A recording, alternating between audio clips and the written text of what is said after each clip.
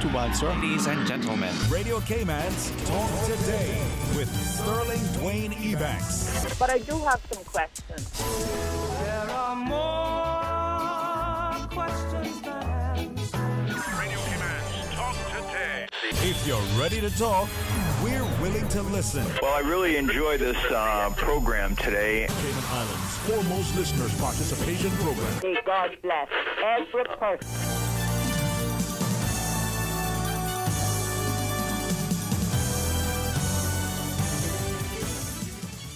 Hey, good afternoon and welcome. Thank you for joining us. Today we start off a discussion with the opportunity to talk about a new initiative, Resilience Cayman. And then at 1 p.m., we focus on Child Month, and the daily press briefing is scheduled for 2 o'clock. So stay tuned for Talk Today. Talk Today is brought to you by Fidelity Bank. For all your banking needs, visit fidelitygroup.com. Fidelity, we're good for you. Also brought to you by greenturtle.ky. Take a ride on the Green Turtle Express today. Download the Green Turtle app. The future of mobile. Saving lives today. Radio Cayman's Talk Today, the Cayman Islands' foremost listeners participation program. We ask our listeners to avoid statements or comments which are abusive, derogatory, malicious, or defamatory. Do not use any indecent language or make any statement which is false or misleading. Email Talk Today at candw.ky or call 1-800-534-8255. Courtesy of Flow. Cayman's #1 network that connects you to your world like never before. Let your voice be heard.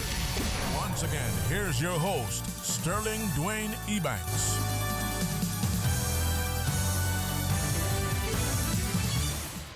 Hey, good afternoon and welcome back. Thank you for joining us. We invite you to call and always share your thoughts if you so choose. We give you two options: a toll-free call with the kind compliments of Flow at 1-800-534-8255. Or for those non-Flow subscribers, then it's 949-8037. The opportunity now to talk about Resilience Cayman. We have the CEO of the Chamber of Commerce, Mr. Will Panu, and organizer, Mr. John Gupta, join us. Good afternoon to both of you. Thank you so much. Mr. Panu, perhaps you first. Yeah, good afternoon. Trust and pray you and your family, your colleagues, and all are equally safe and well. Yeah, we're actually doing okay, you know. I'm very hopeful that things are going to continue to improve. Amen to that, brother. Amen to that. Ms. Gupta, especially good afternoon and welcome to Talk Today. How are you today? All right. I am great. Oh man, that's what I like to hear. People who recognize it, claim it, share it, and inspire others to do likewise. With great deference to Mr. Pano, perhaps, Ms. Gupta, we can start with you. The initiative Resistance Cayman. Why, when, how? What was the impetus? Tell us about it, if you would. Sure. Will, I can share a little bit, and I'd love for you to also share about the Chamber's involvement. Yes, ma'am. So, Resilience is actually formed right after, believe it or not, the shutdowns began. So we had been hearing about the pandemic, and it was only a matter of time before it arrived on our shores. But my background being from the business community and also in social service, I was concerned about what that meant for the larger society and kind of the effects that we would see over the span of what seemed to be indefinite in terms of how the world would grapple with this.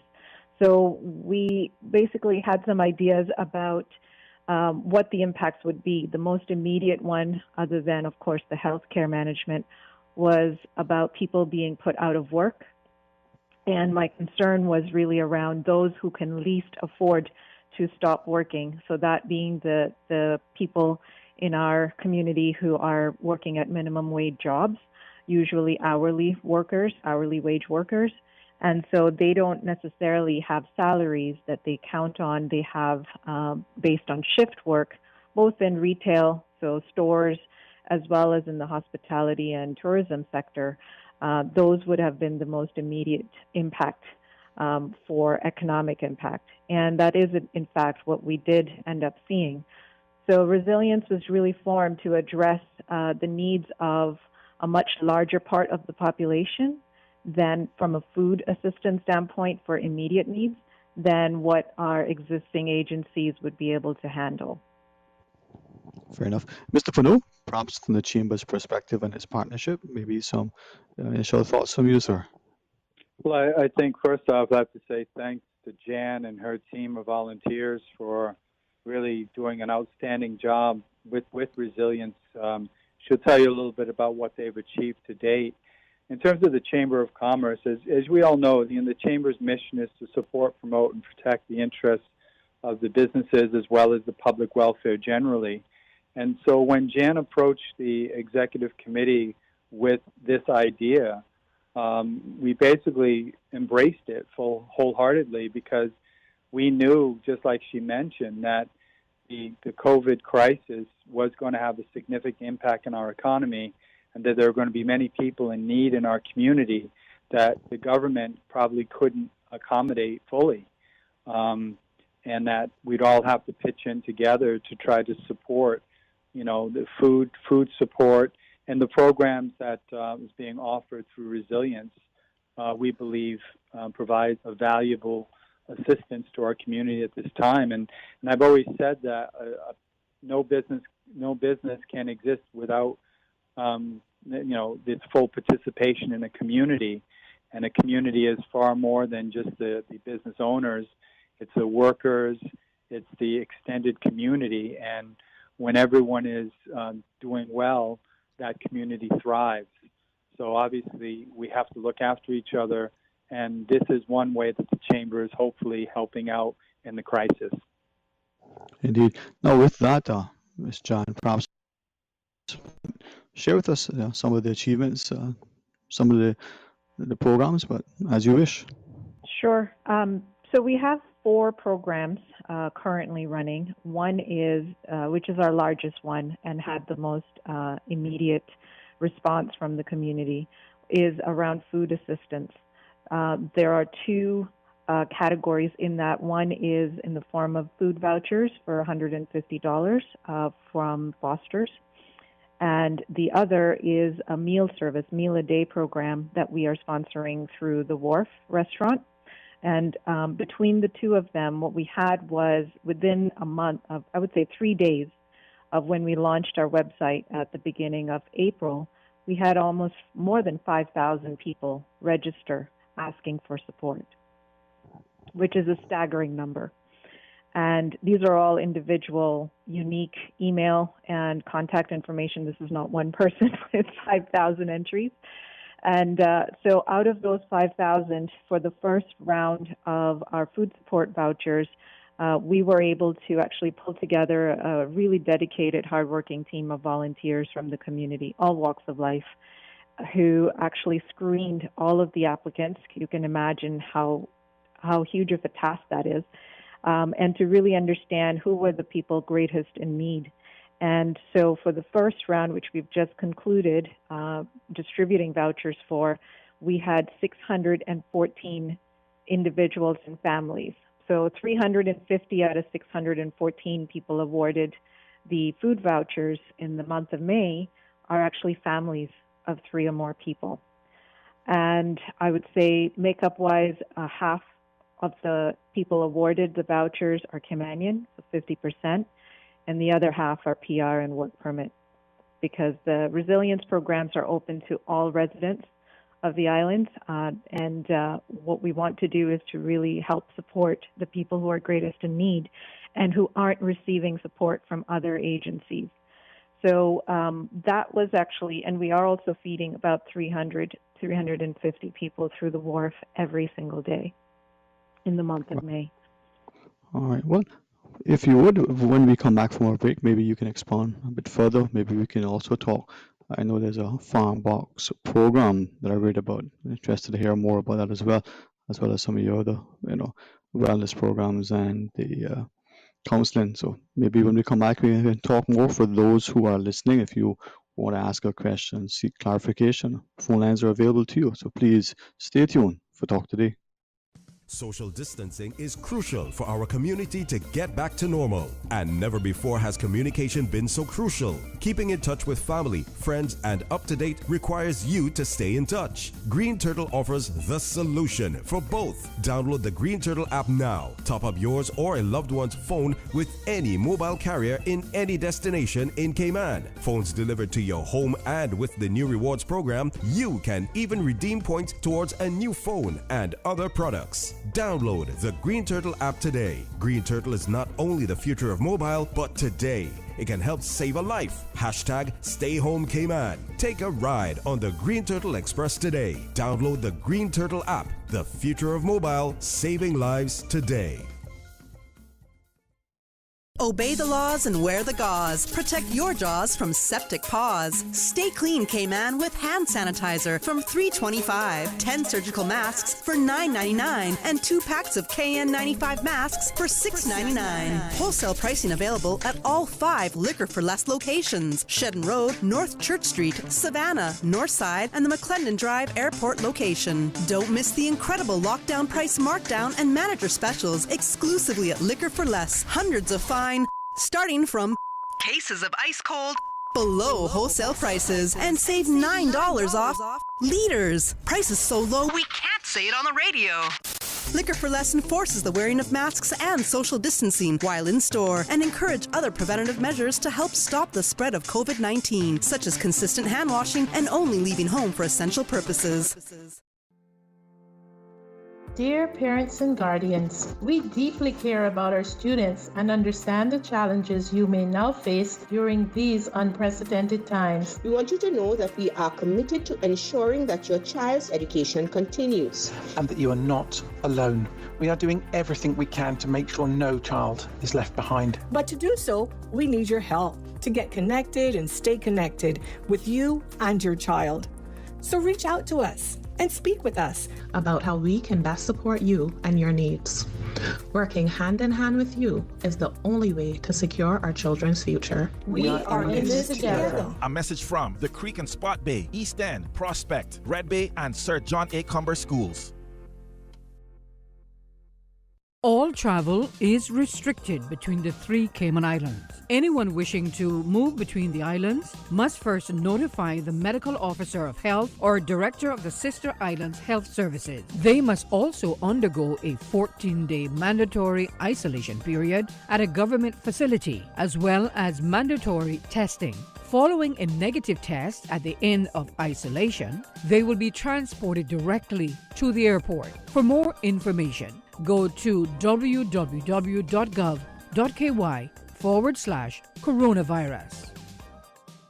At Seaboard Marine, customers often ask us questions about their shipments. I have various items coming from different suppliers that I need to ship to Cayman. Do you offer consolidation? Yes, Seaboard Marine offers consolidation for full and less than container loads. We can hold your packages at our Miami warehouse until everything arrives and ship it all in one go. And we have the best rates to Grand Cayman. Visit seaboardmarine.com for more information. Shipping shore to shore, Seaboard. Talk today. But I do have some questions. Talk today. Cayman Islands' foremost listeners participation program. Talk today. Because there are more questions than answers. What the public is saying. Waiting to take your calls right now. Sterling Dwayne Ebanks.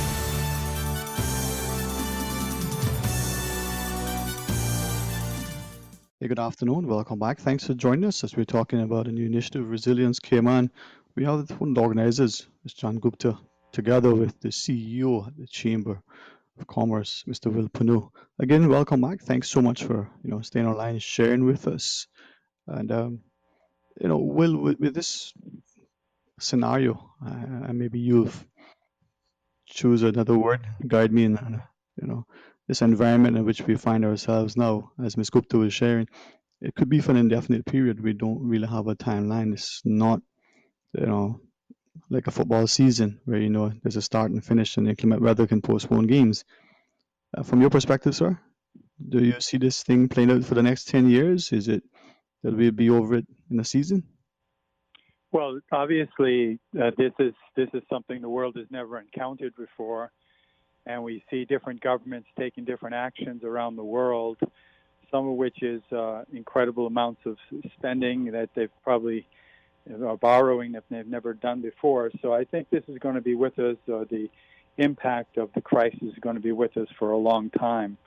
In terms of the immediate element, we just have to ensure that's why we're supporting resilience and as much as we can, because it's going to be a gradual process. We know that tourism has been hit hard in particular, and that has affected, as we all know, the obvious, which a lot of workers have been displaced.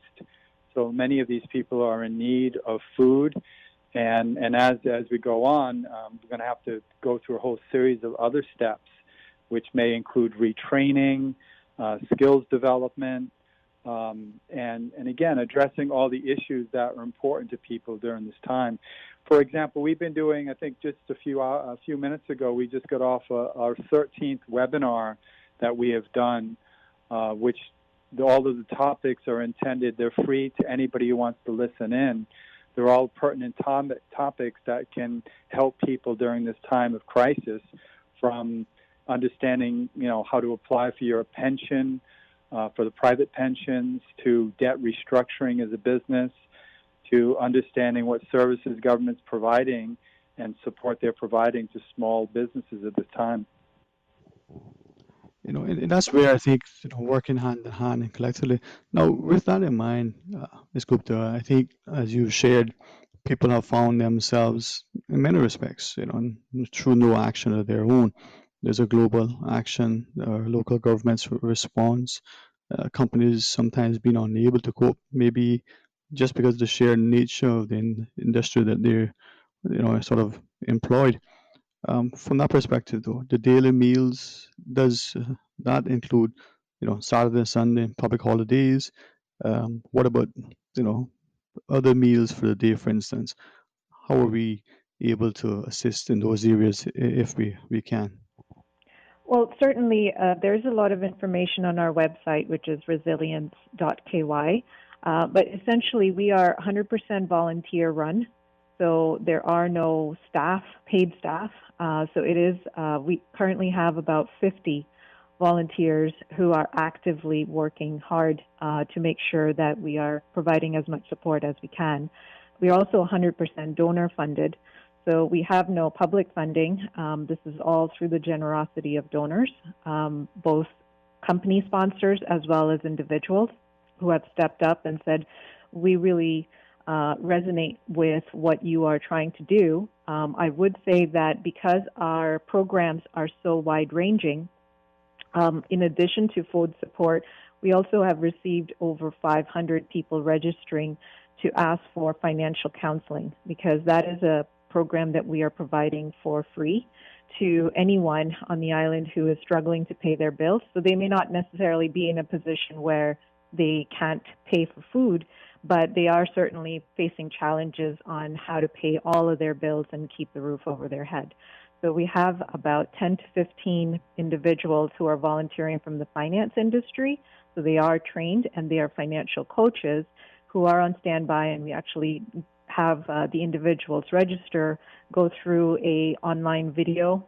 They can play it on their phone on budget management, and then they actually get a one-on-one coaching session with a financial coach who will look at their finances and perhaps make recommendations and suggestions on how to stretch their money further. And that also goes for when individuals are to receive some of that money out of their pension and to not spend it frivolously, but to actually be able to make sure that they have it when they need it. In fact, because we are not sure exactly how many more months of time frame we are looking at where the reopening occurs and people are able to get back on their feet.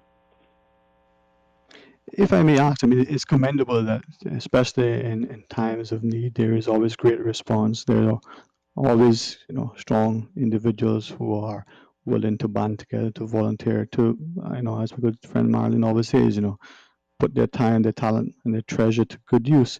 With great respect, though, in this instance, any concerns that the efforts of Resilience Cayman could be already duplicating some of the things? We know there's financial counseling available through, for instance, Inspire Cayman Training.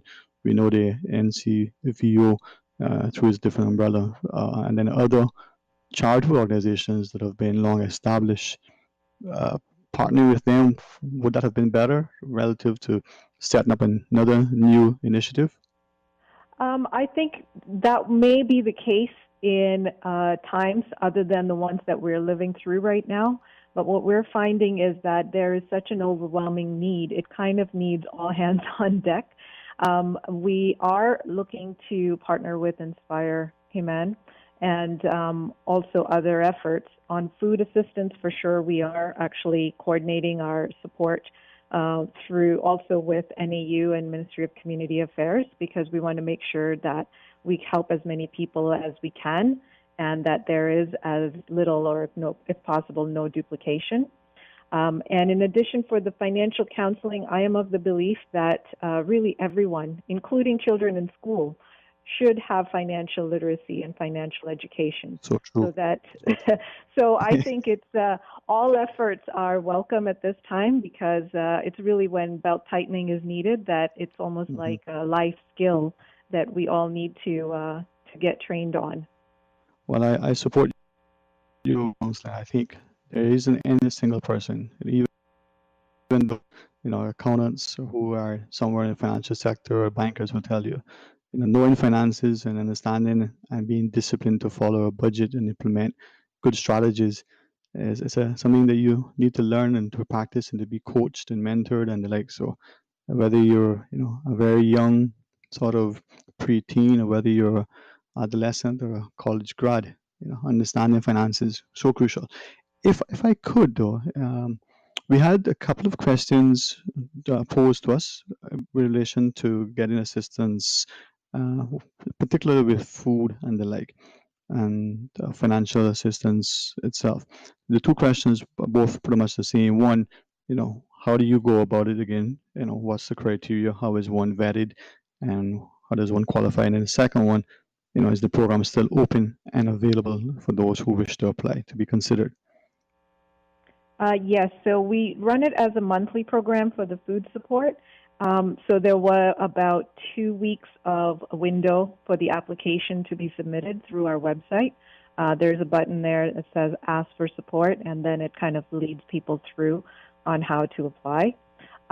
So for the May program, the criteria was that it was open to individuals who had experienced job displacement, either through their jobs were ended or they were suspended, meaning they were just not receiving the income support from their employer during the month of April. And so looking forward to June, and we will be reopening the program for June applications as well. I believe it's going to be the next week for a 2-week window. That's going to be remaining as a criteria. We really want to target this at the people who were in the workforce and who experienced that income disruption. And the goal is to really support them during this period of time, which we hope is temporary, until we can help them to get back on their feet.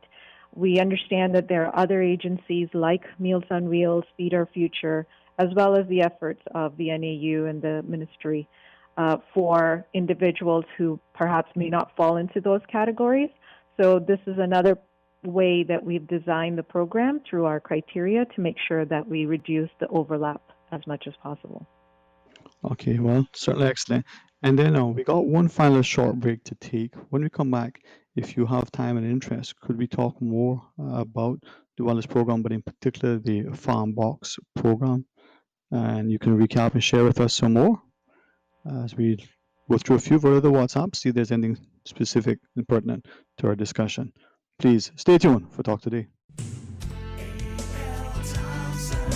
A.L. Thompson's has reopened to the public. Shop for all your home and garden needs at A.L. Thompson's in any of 3 ways that suit you. You can come to the store and shop in person. You can shop online for curbside pickup. And you can shop online for delivery to your home. A.L. Thompson's wants to make your shopping easy, efficient, and safe. We offer goods that you need now for your home and yard. For shopping details and procedures, please visit althompson.com. Fidelity Bank would like to thank all essential workers. We salute your efforts and thank you for the sacrifices you've made to keep us all safe. During these challenging times we're facing, our top priority is the health and safety of the communities we serve. And while it's true that things are changing rapidly every day, one thing that will never change is our commitment to giving you the best in sound financial solutions to help you during and after the coronavirus pandemic. At Fidelity Bank, our focus will always be you. Fidelity, we're good for you. Dealing with this outbreak can be overwhelming, especially for those of us with mental health challenges. As a teenager, you can practice mindfulness by meditating or continuing to take your prescribed medication. You can also protect your mental health outlook during the global pandemic by limiting the amount of social media and news you watch, staying active and resting. If you or a friend is coping with mental health challenges, call the Mental Health Helpline for free and confidential advice at 1-800-534-MIND. That's 1-800-534-6463. Weekdays from 9 to 5. For the latest information, visit www.gov.ky/coronavirus. The Ministry of Tourism is establishing a needs registry for displaced Caymanian tourism employees. This information will be used for review of necessary support for the tourism sector. Caymanian tourism employees are asked to complete the online registration form available at tourismregistration.ourcayman.ky. Sign up today to be included. We are currently in a soft curfew period in Grand Cayman until 8 o'clock tonight. Persons with surnames A to K are allowed to do banking and shopping on Mondays, Wednesdays, and Fridays, and those with surnames L through Z are allowed to do the same on Tuesdays, Thursdays, and Saturdays. Anyone caught breaking curfew is liable on conviction for a fine of $1,000 and to imprisonment for 6 months. For more information, go to www.gov.ky/coronavirus. Has being quarantined at home have you looking at your living space differently? Well, Tomlinson Furniture is now offering free island-wide deliveries and phone consultations to help you design a comfortable living space. For inspiration and ideas, browse the Tomlinson Furniture and Mattress Gallery Facebook page, Tomlinson Furniture Cayman on Instagram, or website at tomlinsonfurniture.ky. Open from 9:30 a.m. for phone consultations and orders. Call 949-5383. Tomlinson Furniture and the Mattress Gallery. Free delivery island-wide.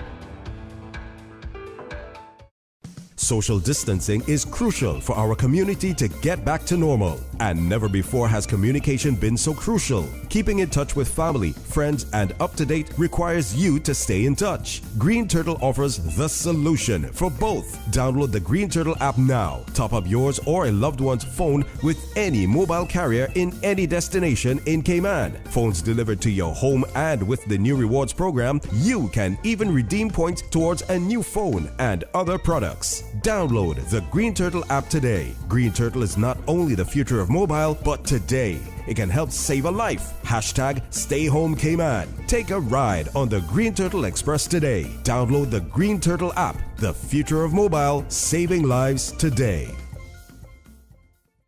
Talk today. But I do have some questions.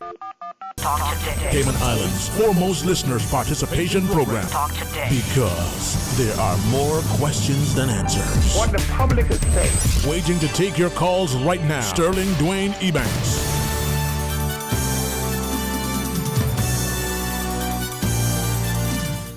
Hey, good afternoon. Welcome back. Thanks for joining us. We're very, very grateful for the continued efforts in our communities to bring us closer, stronger, safer, stable, more secure.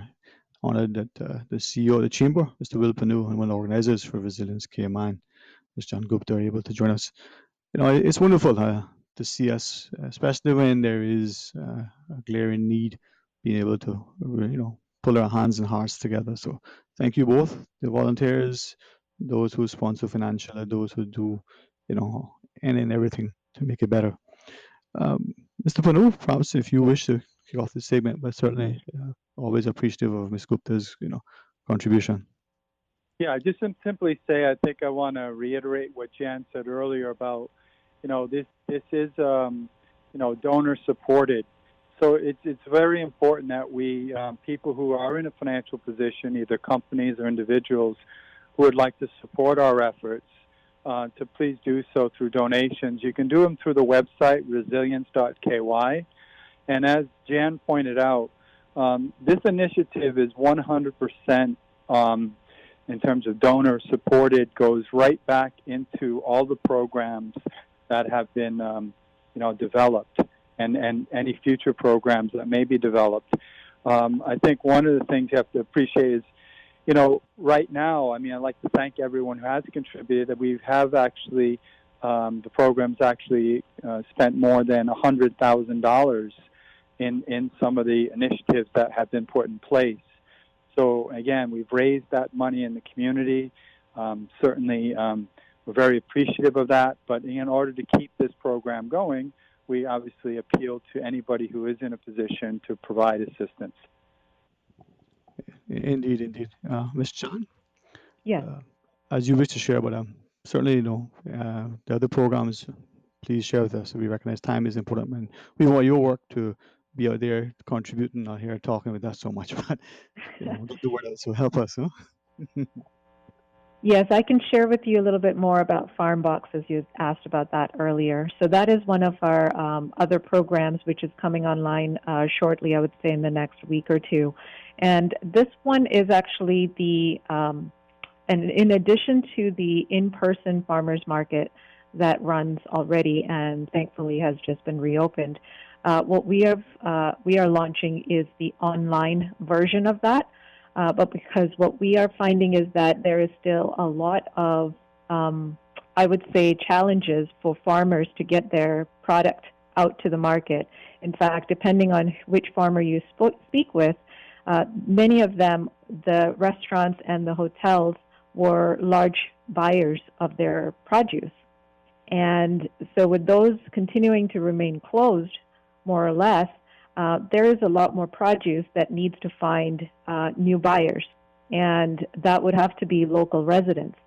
And in fact, the local residents, some of them and many of them actually who have signed up are very interested in participating in FarmBox. They would like to be able to order produce from the comfort of their home, online through a computer, and to have it be delivered. So prepaid, and they don't have to handle cash. And so we are stepping in with creating an online website that they would be able to engage and order directly from the farmers who participate. And what Resilience will offer to farmers, of course, we're not going to charge anything to farmers to be able to participate, because what we want to do is to support them. In my personal opinion, I believe that food security is a worthy goal for any society. And the more that we can produce locally and support farmers who I consider heroes in society, the better off we are in terms of building resilience to this crisis and any future crisis that we might face. So if for any reason, any of the crisis that's happening elsewhere in the world, especially the U.S., which we import our food from, we are at least protected in terms of being able to feed everybody on the island. So that's really the goal behind FarmBox, is to make it easier for buyers, for consumers, and for farmers to be able to purchase produce that is grown locally. As they shared, you give them on a fish, you feed them for a day, you teach the fish, you feed them for life. And I think, if we encouraging the farmers to be able to see their other avenues, maybe who knows, other farmers and potentially we could be developing more people interested in that as a career going forward, because food security is crucial to, I think, a nation's economic, political, and social stability. I would say elsewhere, more young people are actually waking up to this idea of also a renewed interest in farming and learning about what their grandparents and earlier generations were involved in, and I think they're finding a newfound appreciation for what food security represents for their own families. Well, that is the thing, and I think as we start to appreciate that a community's strength, as Mr. Pano indicated, the business sector is just more than just about profits, and the employers or the businesses themselves. It's about a wider, encompassing all ranging sort of a take on everything. So we can do this, and I'm grateful that we have this sort of society. We see it all the time with our charitable endeavors when it comes to our children, our elderly, our pets, and the like. Now we're seeing it, that the country doesn't have to rely solely on one sector or on the government. That we can all be, as you shared, Ms. Gupta, all hands on deck. Absolutely. Um, as we close out, though, first, Mr. Panu, is there anything else that you want to contribute? Because sometimes, I may forget about you. And you're such a humble, amenable guy. You sit there quietly. So, anything you want to contribute? Anything further you want to contribute? I think the only last contribution is just thank you. I think I want to thank every volunteer that has stepped forward. I'd like to thank Jan and her hard work. It's her vision and her definitely hard work and commitment to this initiative through her vast experience that has really made this work for our community. And I just hope that everyone in the community embraces what resilience is trying to achieve.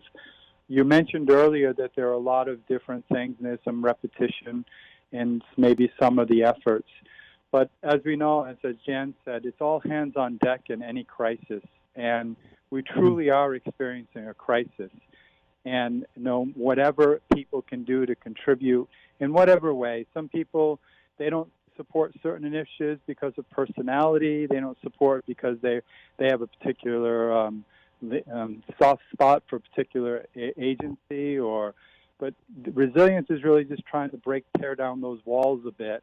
And as you said, let's try to work together. Let's try to build a platform where everyone can actually, look to, a structured website that can list all of the resilience and all the entities that really are trying to do good in our community.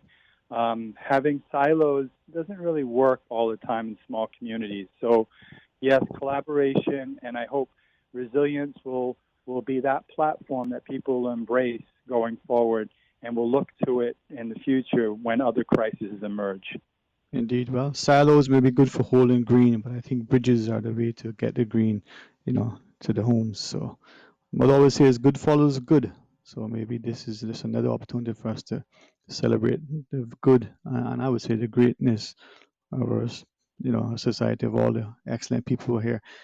Any sort of closing thoughts, any reminders, any appeals, anything at all, Ms. John? I would just say I want to thank everyone who has stepped up, and I am so encouraged and humbled by the outpouring of support and also inspired. We've found that so many of our volunteers who are spending their time willing to help out in whatever way, they are also in many cases applicants who have been unemployed by this crisis and they are experiencing the hardship themselves, but they are coming out of that and saying, I might be accepting support from different groups and from you, Resilience, but I'm also going to do my part to help others. And so there are so many wonderful stories of human courage that are also emerging from this, which really is, I think it speaks to the character of Cayman society, that there are individuals and people here who really do see the bigger picture, that we do also come out of this together, not each one for himself. Indeed, indeed. Those who are mindful, will recognize that to whom much is given, much is required. And as you shared, if people can receive something in one vein, maybe it'll be in short order that they can even give even greater and more greatly of what they have, and even as they receive. So we have to be mindful that we are a brother's keeper. Thank you both, and I trust that we'll continue to grow from strength to strength. Enjoy the rest of your week, and make it be a rewarding one. Thank you. Thanks for the invitation. Always a time, always a good time, Mr. Pano. Enjoy it. And to our listeners, let's pause quickly. The plan is to get the news break, and then between 1 and 1:30, we can get a chance to talk about Child Month and some of the activities. Ms. Vanderpuri hopefully will be able to join us with her team, maybe even some from the National Drug Council. 1:30, we'll have some open line. The daily press briefings, we're told, are now going to occur Monday, Wednesday, and Friday as permitted. So that's going to be scheduled for 2 o'clock. we got some good things in store for you. So just a quick reminder, we had said yesterday between 1:30 and 2, an open line segment, but in particular, if you have something that you would like to be asked at the press briefings, we'll take a note, put them in a proper format, and we'll send them along to those who are asking questions, Miss Donna, Miss Caroline, and the others. And hopefully, we'll get some answers. There's always that excellent Q&A section on the government's website. So maybe your questions will be there with the answers. Stay tuned for Talk Today. Today's biggest news. Radio Cayman. It's only 2 species that we have here on the island. Generations present. Your voice, your choice. For today's biggest news. Access to information. Local, regional, international. This is headlines from Radio Cayman's newsroom team. Today's biggest news. World Oceans Day falls on June 8th, and the Central Caribbean Marine Institute is not letting COVID-19 get in the way, so celebrations will go virtual with an online underwater exhibit and auction. There will be an online exhibition that will run from the 6th of June to the 6th of July, and the auction will run from the 6th of June through June 21st. All proceeds support CCMI's reef resiliency work. Visit reefresearch.org for further information. Good afternoon, I'm Dion Anglin with your headlines and news elsewhere. U.S. playwright, author, and AIDS activist Larry Kramer has died at the age of 84. Kramer wrote the landmark 1985 play The Normal Heart about the early years of AIDS and 1992's The Destiny of Me. And Cyprus has pledged to cover the holiday costs of anyone who tests positive for the virus after traveling there. In a letter made public today, the government said it would pay for accommodation, medicine, and food for patients and their families. Tourists will only need to bear the cost of their airport transfer and repatriation flight. That's a wrap of your headlines. I'm Dion Anglin. Stay in touch with Radio Cayman for the latest in news and information. Follow Radio Cayman on social media, Facebook, Instagram, Twitter. Download the Radio Cayman app or log on to our website, www.radiocayman.gov.ky. Radio Cayman, your voice, your choice, your radio.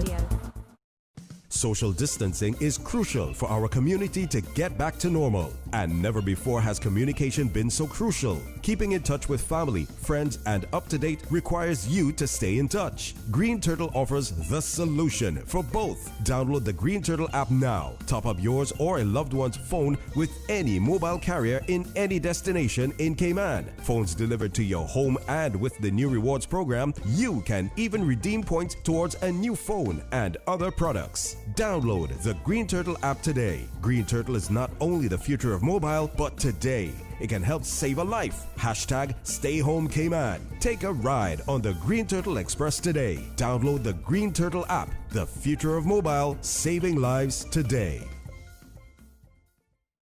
Obey the laws and wear the gauze. Protect your jaws from septic paws. Stay clean, Cayman, with hand sanitizer from $3.25, 10 surgical masks for $9.99, and 2 packs of KN95 masks for $6.99. Wholesale pricing available at all 5 Liquor for Less locations: Shedden Road, North Church Street, Savannah, Northside, and the McClendon Drive Airport location. Don't miss the incredible lockdown price markdown and manager specials exclusively at Liquor for Less. Hundreds of fine starting from cases of ice cold below wholesale prices, and save $9 off liters. Prices so low we can't say it on the radio. Liquor for Less enforces the wearing of masks and social distancing while in store, and encourage other preventative measures to help stop the spread of COVID-19, such as consistent hand washing and only leaving home for essential purposes. Water Authority offices remain closed, and the authority will only be providing essential services at this time to ensure customers have water supply. Customers can still conduct business with the authority electronically.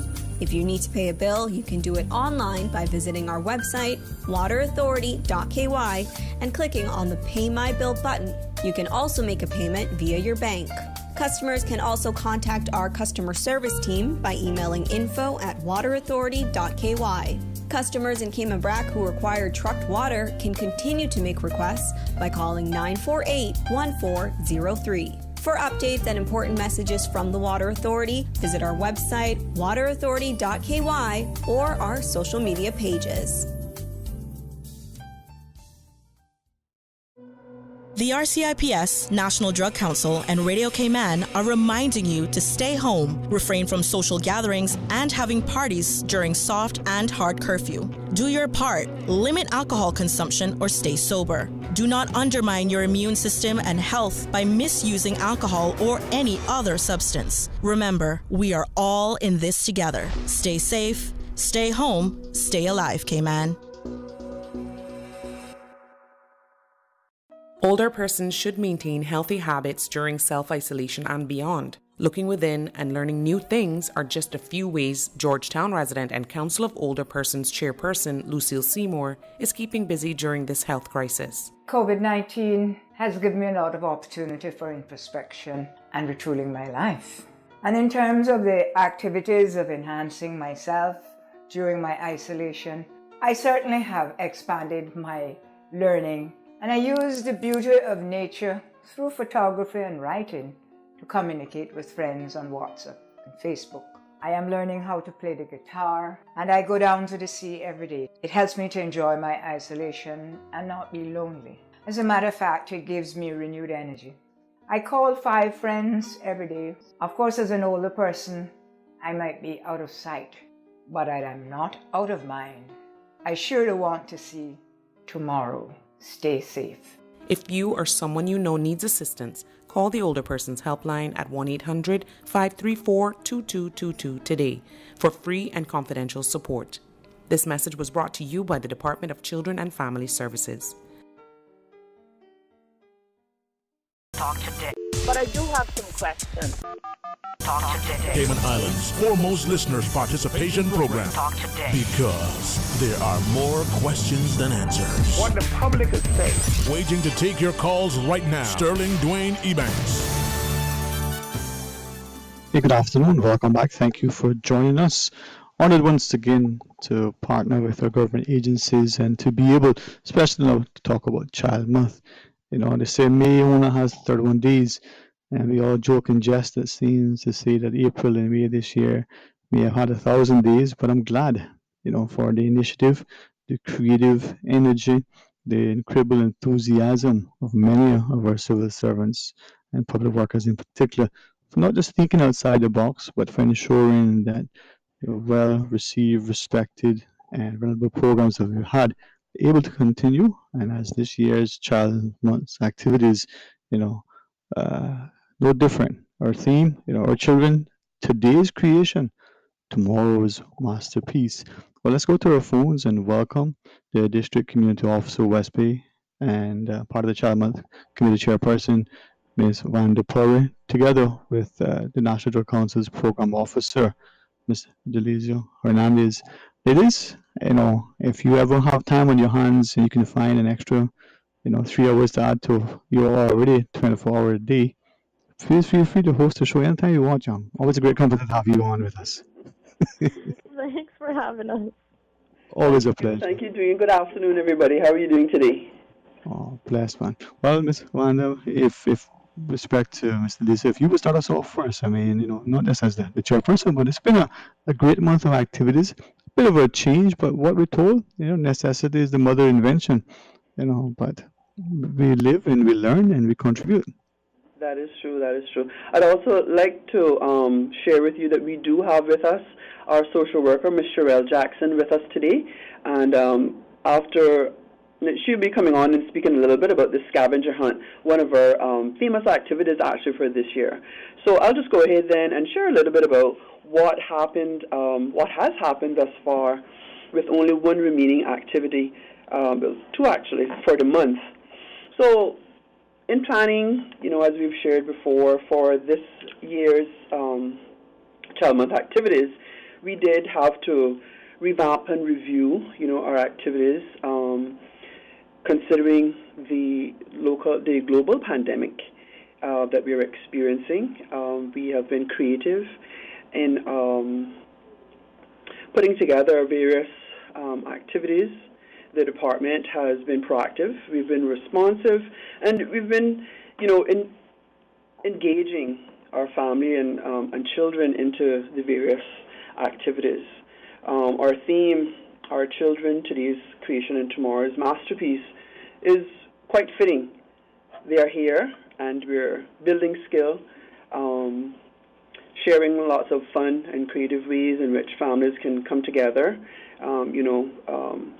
The teen panel, which will be launched today, we have a number of our teens who will be sharing a little bit about how they have their views and thoughts and ways in which they have addressed the COVID-19 situation.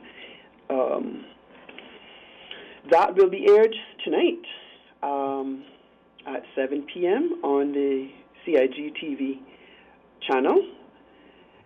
That's at 7, 9:30, and 11:30 for this evening. It will be rebroadcasted on YouTube. So we're asking persons to tune in and stay tuned to everything that is about to still happen.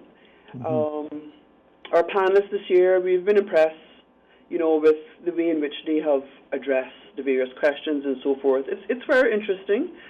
We've had this activity for a few years now also, and we have also brought on board our young Zoe Bazio Connolly, who moderated last year, and we've invited her again to moderate again for us this year.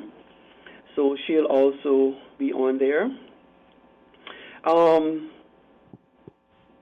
We're looking forward to our closing event for the month, which comes up on Sunday, this coming Sunday the 31st, which is a Talent Expo. I'll turn it over a little bit to Ms. Sherelle, who will share with us a little bit about the scavenger hunt, which was a very popular event for this year. All right. Hi, good evening, afternoon, sorry. We had our home scavenger hunt on the 18th of May, which was Discovery Day, and it was the first activity that we kickstart our Child Month events with after the church service the day before. We had all intention to do a field scavenger hunt at the airport park, but as Vanda said, when we had the COVID pandemic, we had to go back to the drawing board. So what we decided to do was to make the scavenger hunt now a virtual activity. So we invited families to sign up, and the response was actually really overwhelming. We had to cut off registration within 2 days of announcing the event. So we had 50 families that signed up. We had basic stipulations such as the persons must reside in the same household, as we were also recognizing the COVID regulations. We also indicated, since it is Child Month, that each family team must include at least one child and a parent or a caregiver. And we had the teams ranging from two persons per family team to 6 participants. And the children's ages that participated ranged from age 2 to 17. So what we actually did, we used WhatsApp as a platform to do this event. We sent out a WhatsApp broadcast to all the 50 families who were participating at 11 a.m. on the scavenger hunt day. They had 1 hour to find the items that were listed on the scavenger hunt list and to submit photos or videos so that we could prove that they actually had the items. So we had 80 items on the list. 76 were broken into groups of 4, 19 items. And persons were asked to just go through their houses and their yards and to put together the items that they had from each list, put them in a group and photograph as proof that they have the items. We also utilized what we call activities. So we asked persons, for example, to make a video of a team member singing their favorite song while washing their hands. And we had instructions asking one member of the family to take a photo wearing their full uniform. Some of the items on the scavenger hunt list were quite basic, like a notebook, things that people could find around the home quite easily. One of the items was a dried leaf. Anyone could go outside to pick up a dried leaf, a snack. We also asked families to be creative, so one of the items was to make a paper airplane. We got some really interesting results as it relates to videos. The families thoroughly enjoyed the activity. Even before we launched at 11 a.m., we were getting photographs and voice notes of families saying, yes, we are ready to go. And at the end of it, we had videos of children as young as 4 years old washing their hands, singing their favorite songs, ranging from Bob Marley to Alicia Keys. And it was just extremely exciting. I've been a part of a number of Child Month activities over the years, and this one has definitely topped it for me. At the end of the hour, at 12 o'clock, all the videos and the photos that we received, we tallied the points, and, we were able to announce winners, which I'm going to share with you shortly. But as I said, the response overwhelming. Families were really appreciative. They weren't necessarily concerned about even prizes. They were just so happy to be doing things together as a family. Something also, far outside of what they're used to right now. Families it's between working from home, assisting children with schoolwork, and children spending most of their time with their electronics. But this was new, it was fresh, it was something that all ages could participate in and enjoy. And it allowed them to work together as a family, because what we also did was, we let them know in advance what the expectation was, and to say, work out with your family team what strategy you're going to use to get this done within the time stipulated. So it allowed families to work as a team and to develop skills within the family unit. So You had this on. Sorry, Ms. Wanda, go ahead. Go ahead. Okay, sorry. You had this on the 18th, right? I think this was the Monday holiday, was it? That is correct. Right, on Discovery Day. Okay. And it was, as you shared, about 50 families or so, participating. I was just trying to look back, and I wonder if you were able, when you gauge the participation this year relative to other years, same, less, more, I think that the participation this year has been considerably less, simply because we're not able to, because of social distancing, physical distancing.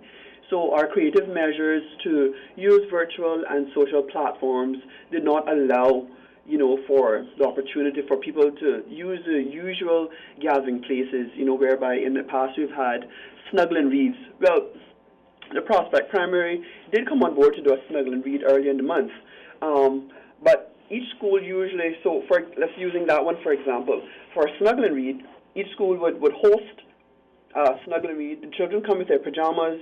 The PTAs or the schools or a community sponsor would provide like a light snack. And you'd have a large gathering of anywhere between 50 to 100 and odd children and parents in that one particular area. So because we're not able to use those usual methods of gathering places and activities or creativity, in using the social and virtual platforms, this this year did not allow the same numbers, of course. understandable, yeah. And what about specifically for the scavenger hunt itself? Well, we've never really had the scavenger hunt in this format before. We used to do a nutritional scavenger hunt at Foster's. But given that we advertised this event and 2 days later we had to be saying to families, we can't take anymore, because even using the electronic media itself, we are able to use it now in this time that we're social distancing, but it also has some sort of difficulty in terms of managing large groups. So we actually had to have a team of 10 social workers to man the responses that we got on that day to be able to check off the items. So we had to limit to 50, but I'm sure if we were able to do more, we probably would get in excess of 100 families signing up. Yeah, and it's a way to continue, as Ms. Wanda has shared, leveraging this throughout the year and for the years ahead to engage more of our community. Now, I do recognize at the time and interest of time, perhaps before we go to Ms. Hernandez, excited to hear about the TikTok contest. Yes. Ms. Jackson, you want to share with us the winners as you wish? Okay, so our first place went to Miss Danette McLaughlin. She was actually a family team of 2 persons. Second place went to Joanna Powray Adams. Her family team consisted of 4 persons, and third place went to Noelle E. Banks. Her family team of 5 persons, and all the top 3 persons received a grocery store gift certificate and a family dinner. I would like to thank ICOA for sponsoring the First Place family dinner. Well, it's a wonderful way again, the community, and for those 50 families for participating. And it's exciting. The things we can do when we work together, all right? That is true. Um, Very true. with that, maybe we just now ask, the program officer of the National Drug Council, Ms. Hernandez, to weigh in. Again, thank you for joining us. Good afternoon again, ma'am. Good afternoon. Good afternoon, listeners. Thank you for having us, Mr. Sterling. So it's been an exciting week and a half, watching TikTok videos on Instagram and going through the submissions where most of them were quite comical, but they were all very outstanding. We had, we've talked about being in the virtual time now and, having to move online with a lot of our programs, as the ladies just, alluded to or discussed. And doing that with this particular contest was definitely, we went off without a chip. And so we'd like to thank the people who submitted, those contestants that submitted. We had over 18 video submissions, most of which included family participation, which was one of the things that we asked of those participants, is to ensure that a family member or family members were included. So we had some skits that were sent in. We had some dances that were sent in. We had the I'm Just a Kid challenge that was sent in. And like I said, there was over 18 video submissions, and we had to narrow it down to 3. So, we had a huge turnaround, and our judges, it took them a good while to decide who they thought were the top 3. So having said that, I'm ready to talk about who those winners are. Now, in third place, I believe the third place winner comes from Cayman Brac, simply because the name says BRCA in it, and their screen name on Instagram is TVP BRCA, and it was titled 3 Generations. So the third place winner did a dance, and by 3 generations, I'm assuming that's exactly who was in the video, and it was quite comical. They actually they won a tablet, so a handheld device. Oh, I thought you were thinking of one of those coated tablets, maybe a vitamin C tablet, but not those kind? No. I'm just my children listening, they'll be like, oh, jeez, that joke again. No. An electronic tablet. All right. Yes, an actual Congrats to handheld them. device. Second place was very funny. I watched it over and over and over, and like I said, I wasn't on the panel of judges, but it was very fun to look at these videos, and because of the person that was part of the skit is actually one of my favorite comedians, Kevin Hart. Second place was actually based on one of his pieces, which was done by, hopefully I say this right, screen name Bet Jill 90, who came in at second and won some snorkeling passes from, I believe, Vanda. Marvin? I believe it was from Captain Marvin's. But they won some snorkeling passes for 2. So when we get back to some sort of normalcy, they'll be able to use that during that time. And our first place winner goes to a team of 3. They're winning a Kamana Bay gift card. I think it's $150 Kamana Bay gift card. And it's by Twinarella, and the post was called Revolution, and that was also a skit. Yes. So congratulations to those 3, and thank you so much to all the participants and video submissions. We were excited and happy of the response, and we had a good time watching the videos and making the decision. Excellent. Sounds like it was a lot of fun, not just, making them, but watching and getting to weigh in. By chance, would the public be able to look at those videos? Are they posted somewhere? The Just top out of 3? curiosity. Yes, we will actually be reposting them on our Instagram page. That would be NDC Cayman on Instagram, and they can log on to Facebook as well. And we'll be tagging the government pages and DCFS also. Right. Yes, all those will be posted on our social media sites. Mm-hmm. Right. And this is the thing, as we look at the or sort of environment wherein normally people are engaging in these sort of things, but even more specifically now as we sort of tailor some of the activities. I can only imagine the fun that those 18 part groups had in making those videos. Some of them are hilarious in and of themselves. So congrats to them and to their sponsors for being supportive. Yes, most definitely. Yes, sir. Now, Ms. Vanda, from that perspective, it is, as you shared, a time to explore different avenues to become even more creative than normal, and not just to leverage the various platforms and technology, but we have to see how going forward, what works, what doesn't work, how we can employ it, improve it, and engage others. Other thoughts you want to share with us as we look towards the end of this year's Child's, month activities?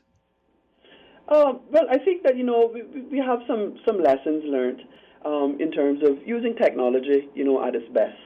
It's taught us to be creative, to incorporate more of what technology has to offer. And, we've also learned that, our children are adaptable. They are resilient.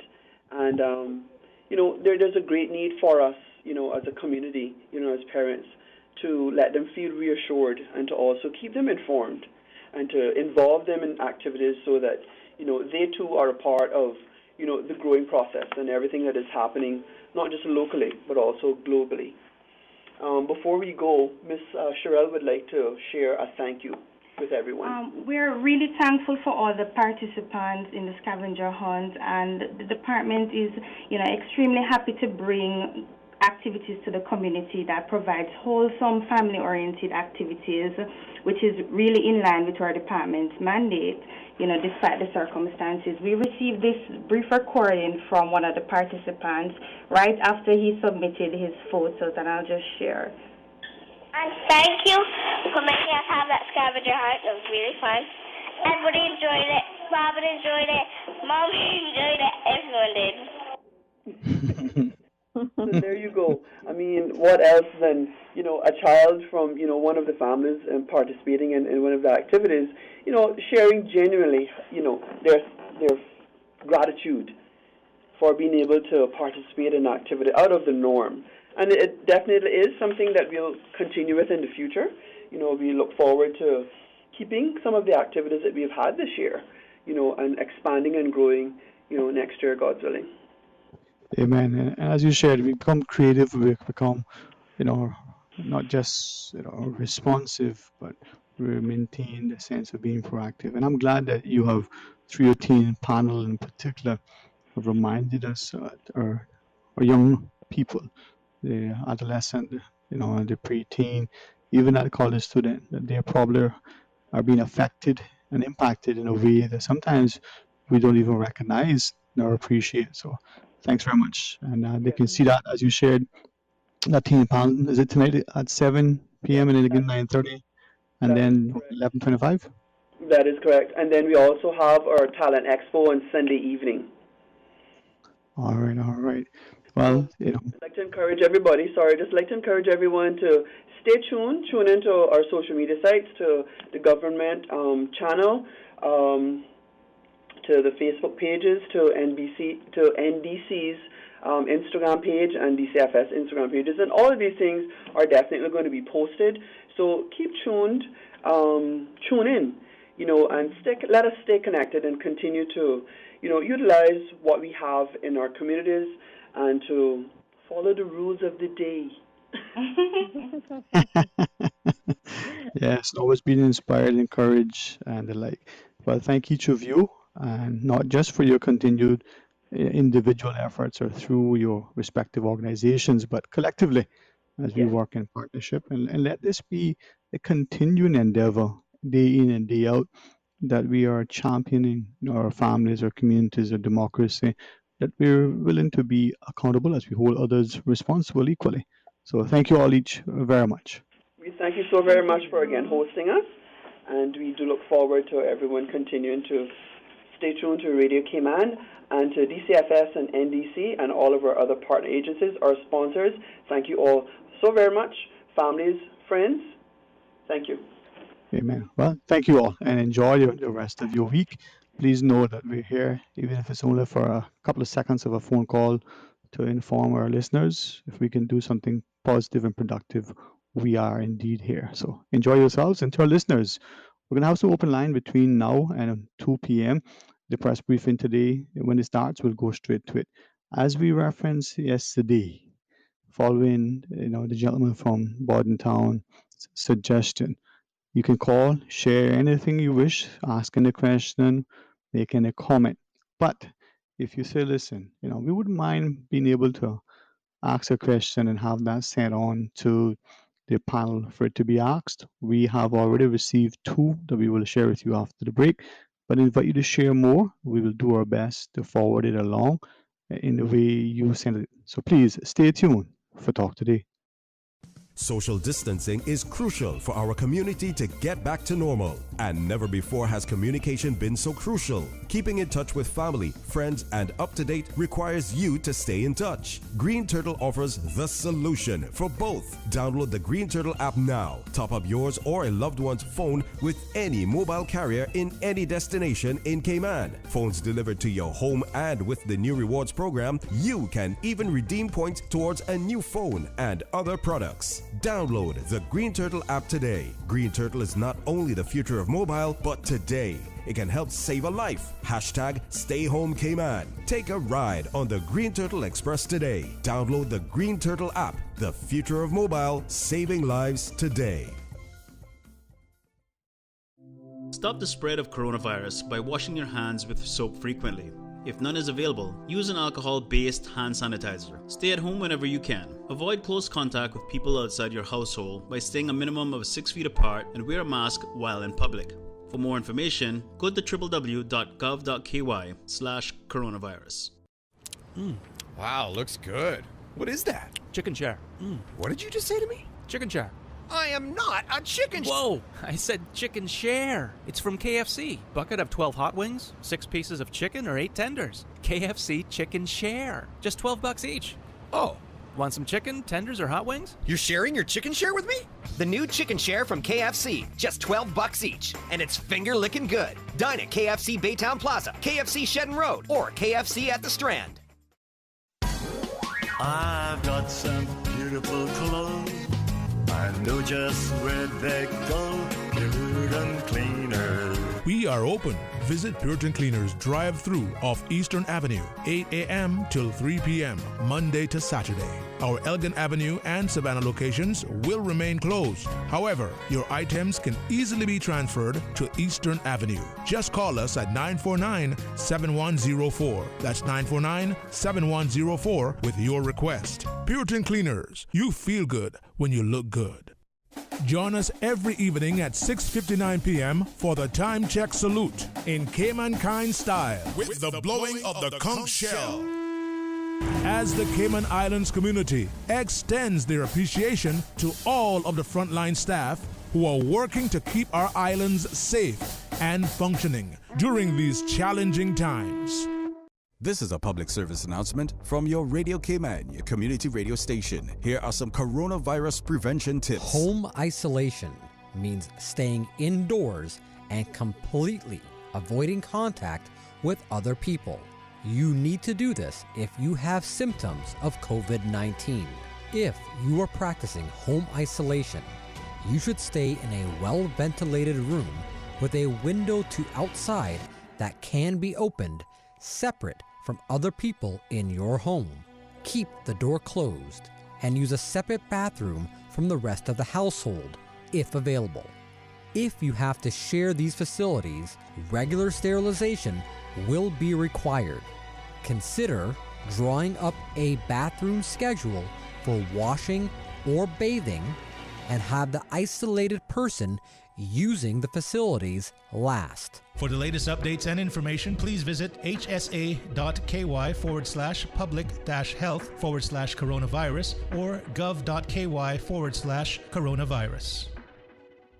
The Cayman Islands government wishes to advise the public that they will continue to distribute reusable cloth masks across the Cayman Islands with the assistance of the RCIPS community police officer and community safety officer in your areas. Officers will be visiting homes in all districts over the next few weeks, and a limited supply of both disposable and reusable masks will also be available at supermarkets. Remember, you are required to wear a mask when indoors in any public place and when using public transportation.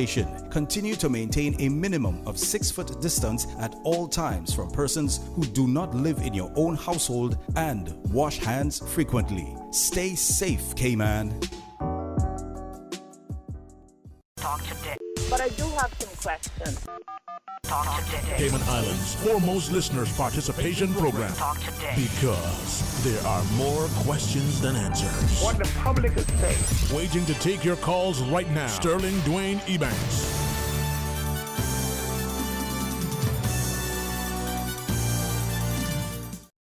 Afternoon, welcome back. Thank you so much for joining us. It is open line. A quick reminder, the press briefing is scheduled today for 2 o'clock.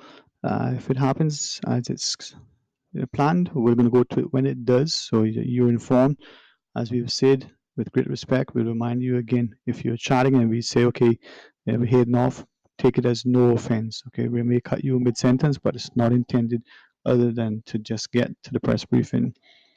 Now, it's open line. Call and share your thoughts. I have things I can offer to you as incentives, but sometimes the mere fact that we live, presumably, even under these present circumstances, in a democracy, freely to speak our minds.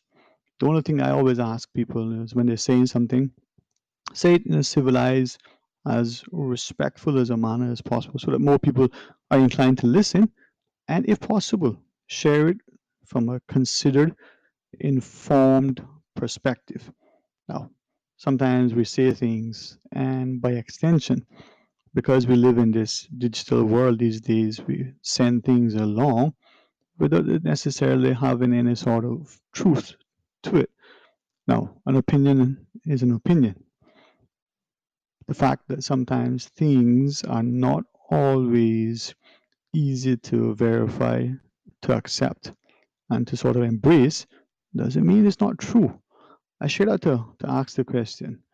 I've only had in the last 2 days or so but it's been a growing number, a small but a growing number of individuals who are increasingly becoming concerned that as they look at this global landscape, as they have become accustomed to being online and seeing things and sharing things, and as long as the things that they want to share weren't necessarily laden with expletives, and even some said that wasn't a problem in the past if it didn't have issues of a violent nature.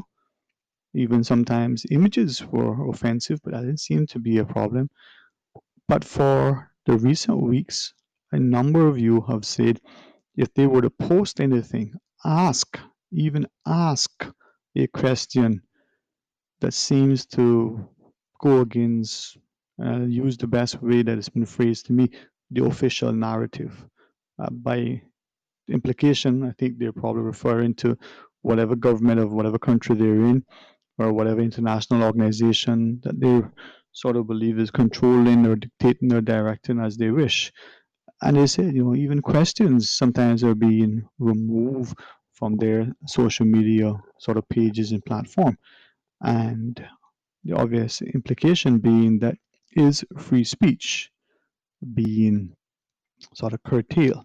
Now, when one of the individuals, not an extended conversation, but nonetheless an opportunity to ask a few quick questions and hear a few comments, I asked, well, on one hand, are we making sure, just like in the past, many of us sometimes complain about some of the comments that people would post, not because they were ill-advised, but distasteful or just downright, mean and probably even wrong. Some of us, even this particular individual, I know, as I reminded him, has shared that we could do a better job. But his response, and I share with you as I recall it, I think I have the gist of it. But you tell me what you think. He said, "Listen, People should be free to say what they want, be held accountable for what they want, to say and do. But the minute we start to, his words, police, and we have an authority and the information control and dissemination authority, as he called it, I think that's how he phrased it, deciding and dictating who can say, when they can say, what they can say, where they can say, then where are we? He says not any different than politicians or business leaders, whether in a communist regime or presumably a democracy, having a panel discussion and just sharing things in a way that you, as a listening public, without asking questions, without thinking intelligently, without critically analyzing, just accept what is being shared. And even if the people that are sharing this information are your friends and family, you trust them, they look credible, they look trustworthy, they themselves could be misinformed, they could be laboring under some ill conceived notion. But as he shared, if we as a public don't ask questions, don't demand accountability, don't ensure that things are timely and accurate, then we are no better off. Uh, to that point, he says, he's been involved with a particular school program that had, prior to this whole, ordeal, has started to engage a much younger set of students than normal in getting them to play puzzles and games and do different things with a view of not only creating in them this mindset that they can ask questions, the critical thinker sort of mindset, but to explore the creative side and to show that learning and teaching can be more than just, for those of us who go back to the days when there was a chalk and a blackboard and a duster and a teacher was up there saying things and you sat in a desk that you could barely move. Now we've come a long way, but have we, as he has shared repeatedly, you know, changed the way we disseminate information, the way we engage our students? Well, we want to invite you, first off, to make sure our phone lines are working. 949-8037 or 1-800-534-8255. You're most welcome to equally send us a WhatsApp. You can record the voice note. You can just, type it up or do text to speech or whatever means you use to get your message across, and we will share it with our listeners if that is your intent. We also shared yesterday that, and this is something I'm glad the gentleman, voiced it publicly. We have, as we know others have, receive comments and questions from people time to time. Said, is there a way to get this information, this question, so it could be asked? Some would just send it to you. Some would just say, well, I have a question I would like answered. How do I do that? Well, there are probably many ways, easier than some. But if it is of value, or you have offered up, you pose a question online, you send it to us quietly if that's how you choose, and we will put it all in one, sort of summary sheet and send it along. It'll be that it's coming from us, but we won't identify that we got it from John or Mary or Peter or James, unless, of course, again, you want that. So don't feel that your sort of identity is going to be compromised. We're not intended in, sort of making it known that it comes from you, unless, of course, you want to. If that helps you to get your questions sort of put forward, please, do so and we'll send it along. We then had two questions that we want to share with you. One, and we did get this question a number of times in different veins, but it basically asks the same thing. So, in relation to if and when a vaccine comes online, many have asked, well, how do we know it's safe? And, is it being rushed and the like? And it boils down to if and when a vaccine comes online, will it be mandatory? Are you going to be forced to take it? Are you going to be required to take it? If so, then at what age? As you were born and living, if you're 100 years old, is it mandatory? And does it apply to any and everyone? Are there any exemptions for it? And then the second one in relation to that is We've heard references across the globe. Is there some sort of move? Will there be some sort of requirement for, and if we could use the words of Dr. John Lee, the chief medical officer, I think he referenced an immunity passport. Will there be some sort of document, I use his words, an immunity passport, some sort of letter, something or another that people will be required to show when they come into the country, or when we ourselves will have to present if we're going to other places? Is that part of the plan? Will that be part of the new landscape? Now, those are two of the questions that we have received. We'll try to forward them along. We're not expecting necessarily that they'll be asked today. We certainly will collect any other questions that you put forward and send them along today to whether it's through GIS, through Miss Donna and the like, and leave it to them to decide. Now, there is an excellent question and answer section on the government's webpage for many of the questions, and even some of the questions that you didn't think of. There's some answers there that may be useful. So it's open line 949-8037 or 1-800-534-8255. Now, Miss Susan, how are things in that studio? We enjoy being, remote, but man, not being in the studio to see the potted cell as it once were. Huh? How are things over there? How are you, Miss Susan? Things are pretty good. Good afternoon to you.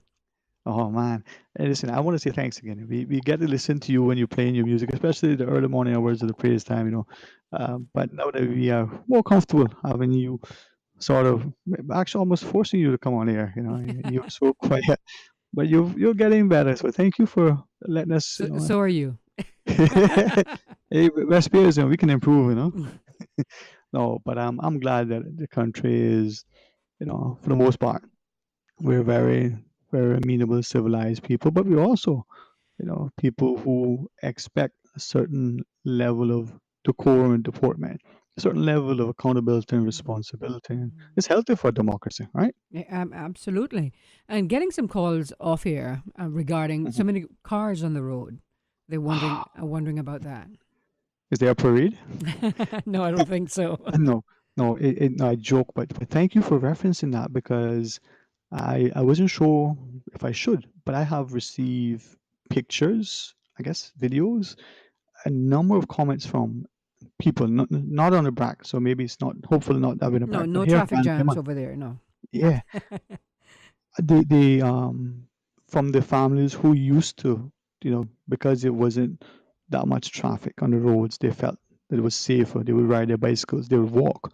Those families now are not doing that because of, a perceived increased sense of fear of all the traffic, not just the speeding, but the number of vehicles.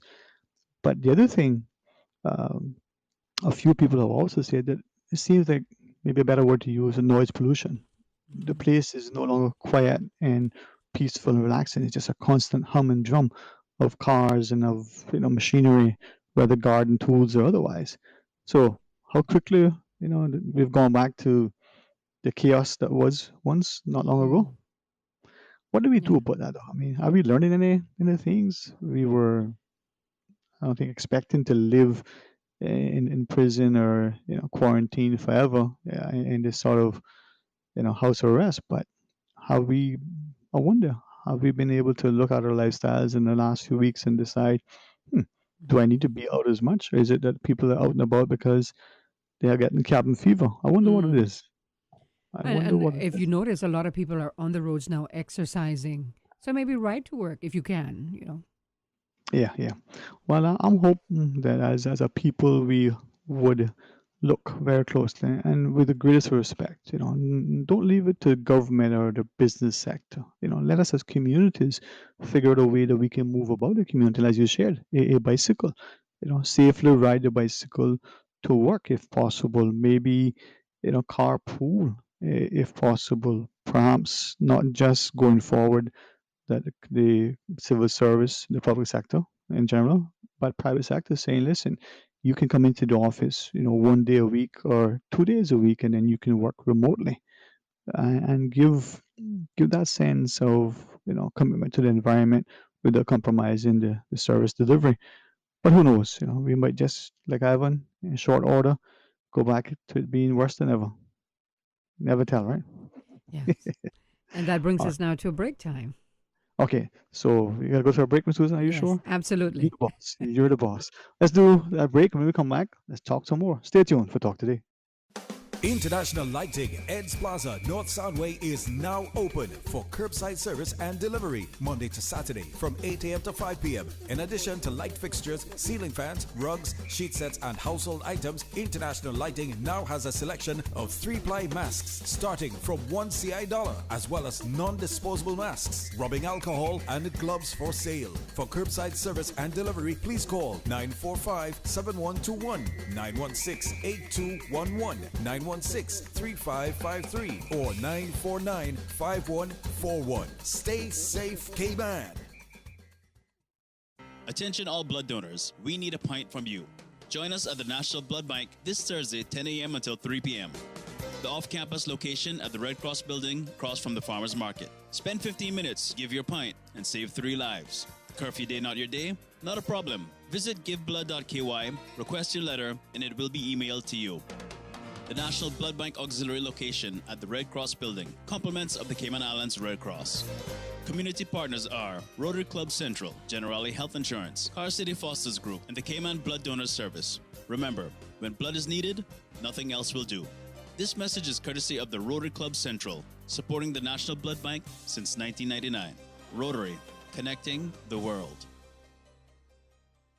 Honey, our fridge has stopped working again. Everything in the freezer is melting. We need to get this repaired right away. I'm calling Brand Source Service. When you need the very best appliance service, call Brand Source Service at 623-5000. Offering service and installation of all brands and models of appliances. Brand Source Service is Cayman's source for appliance parts and repairs with qualified and experienced technicians and the island's largest stock of appliance parts. Brand Source Service will have your repair completed in a flash. So, whatever the problem is, call the experts at 623-5000. Brand Source Service, Dorsey Drive, Industrial Park. Telephone 623-5000. Beach access is now allowed using the last named protocols, but strictly for exercise, including swimming. Persons can exercise for up to 2 hours each day between 5:15 a.m. and 7 p.m. daily. Shoreline fishing and fishing by boat are allowed, but limited to 2 persons per boat. Strata pools can be used for swimming, and tennis courts can also be used, but are limited to members of a single household or a maximum of 2 persons with social distancing maintained. All residents must wear face masks or other face coverings while taking public transportation, inside buildings, or other public places. For more information and to view the new regulations in full, go to www.gov.ky/coronavirus. Talk today.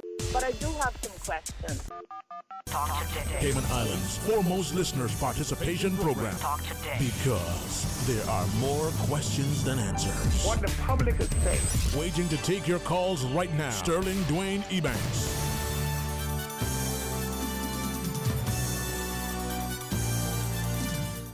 Hey, good afternoon and welcome back. Thank you for joining us. It is some open line as we invite you to call and share your thoughts.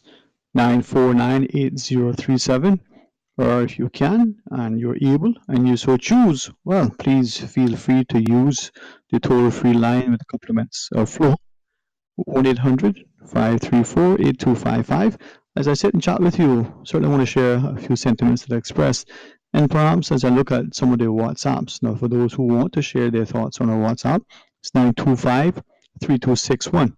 We'll probably not necessarily see things as completely and as clearly as we probably would like to, or as we probably would have normally, and sometimes understandably, because there's a great sense of fear amongst many of us.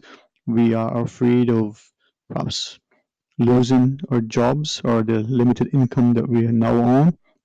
Maybe that puts a fear that, well, without that income, can we get food? Can we pay our mortgage or rent, the utilities? what's going to happen to our continuing education, our children's education, our future. Perhaps that fear translates into, you have a sense of independence, and now you may become dependent on some charity or some government agency. Perhaps there is a fear about your continuing health and well-being and your healthcare needs. Perhaps the fear of the unknown isn't just in and of itself. And I share that because I think as I listen to many of the comments by many of you, there's also a growing fear that some who otherwise would be seen as credible, responsible, respected, respectful, respectable individuals are afraid that should they ask a question, should they say something publicly, that they may be perceived as being, as one guy says, just off the rails. And that's unfortunate because that hinders and hampers a democracy. But let's go to our phones. Good afternoon. Welcome. Thank you for calling. Good afternoon, Mr. Green. Hey, my good friend. How are you today, man? All right, sir. All right, sir. You everything all right? Yes, sir. I am very, very thankful and very, very grateful for God's continued blessings on all of us. And I pray that you, your family, are safe and well too, my friend. Yes, sir. We try, man. All of us, praying for everybody because yes, sir. We need everybody on this island together, no matter what. Yeah, man. Yeah, man. True. But Mr. Dean, I gotta just say, I have to walk away sometimes when I hear. It says when I start hearing about the National Drug Council or somebody from the HSA or just anyone those two, I hear start talking. I just kind of go hucks a coconut or something. yeah, man, because I just be kind of like thinking when I hear them like they wouldn't have a job if everybody thought different, about who they be taking to court or who they be demonizing as a drug user or thing like that, a heathen. But you won't say nothing about an alcoholic or, somebody that bar hops and has 3-4 different kids from 2-3 different, women. You know what I mean? All were conceived during a time of equilibrium. Make me forget the word. Inebriation. Yeah. You're drunk, huh?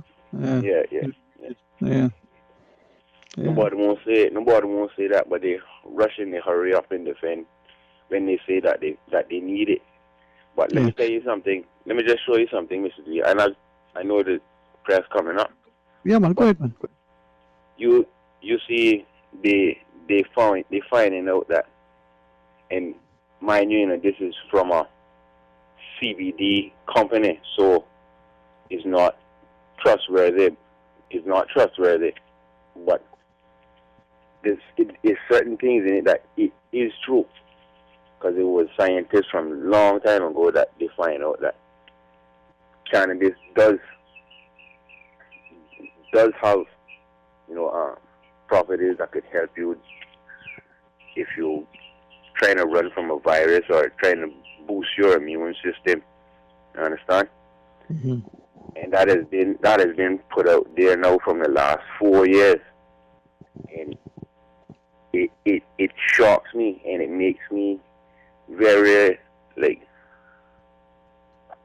take time to keep myself cautious, because I might just fly on this radio and say things that I know I might share my opinion, but it's something like I'm not supposed to say. Right. I'm supposed to be respectful, But it shocks me that they would let that still carry on, that you would be arrested or you would still be harassed during a pandemic. Somebody with gloves and mask and a gun would run up on you, smoking a cigarette or something that looked like a cigarette, and manhandle you and take you to jail and do all that during a pandemic. When the pandemic, I hear you, man, and 6 feet distance. All right. Well, we have the data, the news And if you want to stay and share your thoughts, I'll be more than willing to engage you. Your choice, my friend, because you made some points. Yeah, If not, I'll wait. I'll wait. Wait, say the break. I'll wait. yeah. All right, man. We're going to use break, and I'll join you after that. To our listeners, stay tuned for Talk Today. Your 2 p.m. headlines brought to you by greenturtle.ky. Take a ride on the Green Turtle Express today. Download the Green Turtle app, the future of mobile, saving lives today. Today's biggest news. Radio Cayman. It's only 2 species that we have on the island. Generations present. Your voice, your choice. For today's biggest news. Access. Local, regional, international, this is headlines from Radio Cayman's newsroom team. Today's biggest news. Government releases 414 test results Tuesday night, reporting 3 new positives. Chief Medical Officer Dr. John Lee says these are likely cases that were community acquired. Contact tracing has begun. That brings the total number of COVID-19 cases in the Cayman Islands to 137. And a quick reminder, the HSA's PCR laboratory will be having a scheduled maintenance day later this week. Good afternoon, I'm Dion Anglin with your headlines. In news elsewhere, there have been violent clashes between police and protesters in the U.S. city of Minneapolis following the death of an unarmed black man in police custody. Police fired tear gas and protesters threw rocks and sprayed graffiti on police cars. Video of the death shows 46-year-old George Floyd groaning, "I can't breathe," as a policeman kneels on his neck. 4 police officers have been fired, with the mayor saying that being black should not be a death sentence. And 2 missing walkers have been found in the New Zealand wilderness 19 days after they set off. Jessica O'Connor and Dion Reynolds, both 23, began walking in the Kahurangi National Park on May 9th and was expected to be gone for 6 or 7 days. But after getting lost in fog, they were both injured in a fall. That's a wrap of your headlines. I'm Dion Anglin. Your 2 p.m. headlines brought to you by greenturtle.ky. Take a ride on the Green Turtle Express today. Download the Green Turtle app, the future of mobile, saving lives today. Social distancing is crucial for our community to get back to normal. And never before has communication been so crucial. Keeping in touch with family, friends, and up to date requires you to stay in touch. Green Turtle offers the solution for both. Download the Green Turtle app now. Top up yours or a loved one's phone with any mobile carrier in any destination in Cayman. Phones delivered to your home, and with the new rewards program, you can even redeem points towards a new phone and other products. Download the Green Turtle app today. Green Turtle is not only the future of mobile, but today it can help save a life. Hashtag Stay Home Cayman. Take a ride on the Green Turtle Express today. Download the Green Turtle app, the future of mobile, saving lives today. Stay in touch with Radio Cayman for the latest in news and information. Follow Radio Cayman on social media, Facebook, Instagram, Twitter. Download the Radio Cayman app or log on to our website, www.radiocayman.gov.ky. Radio Cayman, your voice, your choice, your radio. Talk today. But I do have some questions. Talk today. Cayman Islands' foremost listeners participation program. Talk today. Because there are more questions than answers. What the public is saying. Waiting to take your calls right now. Sterling Dwayne Ebanks.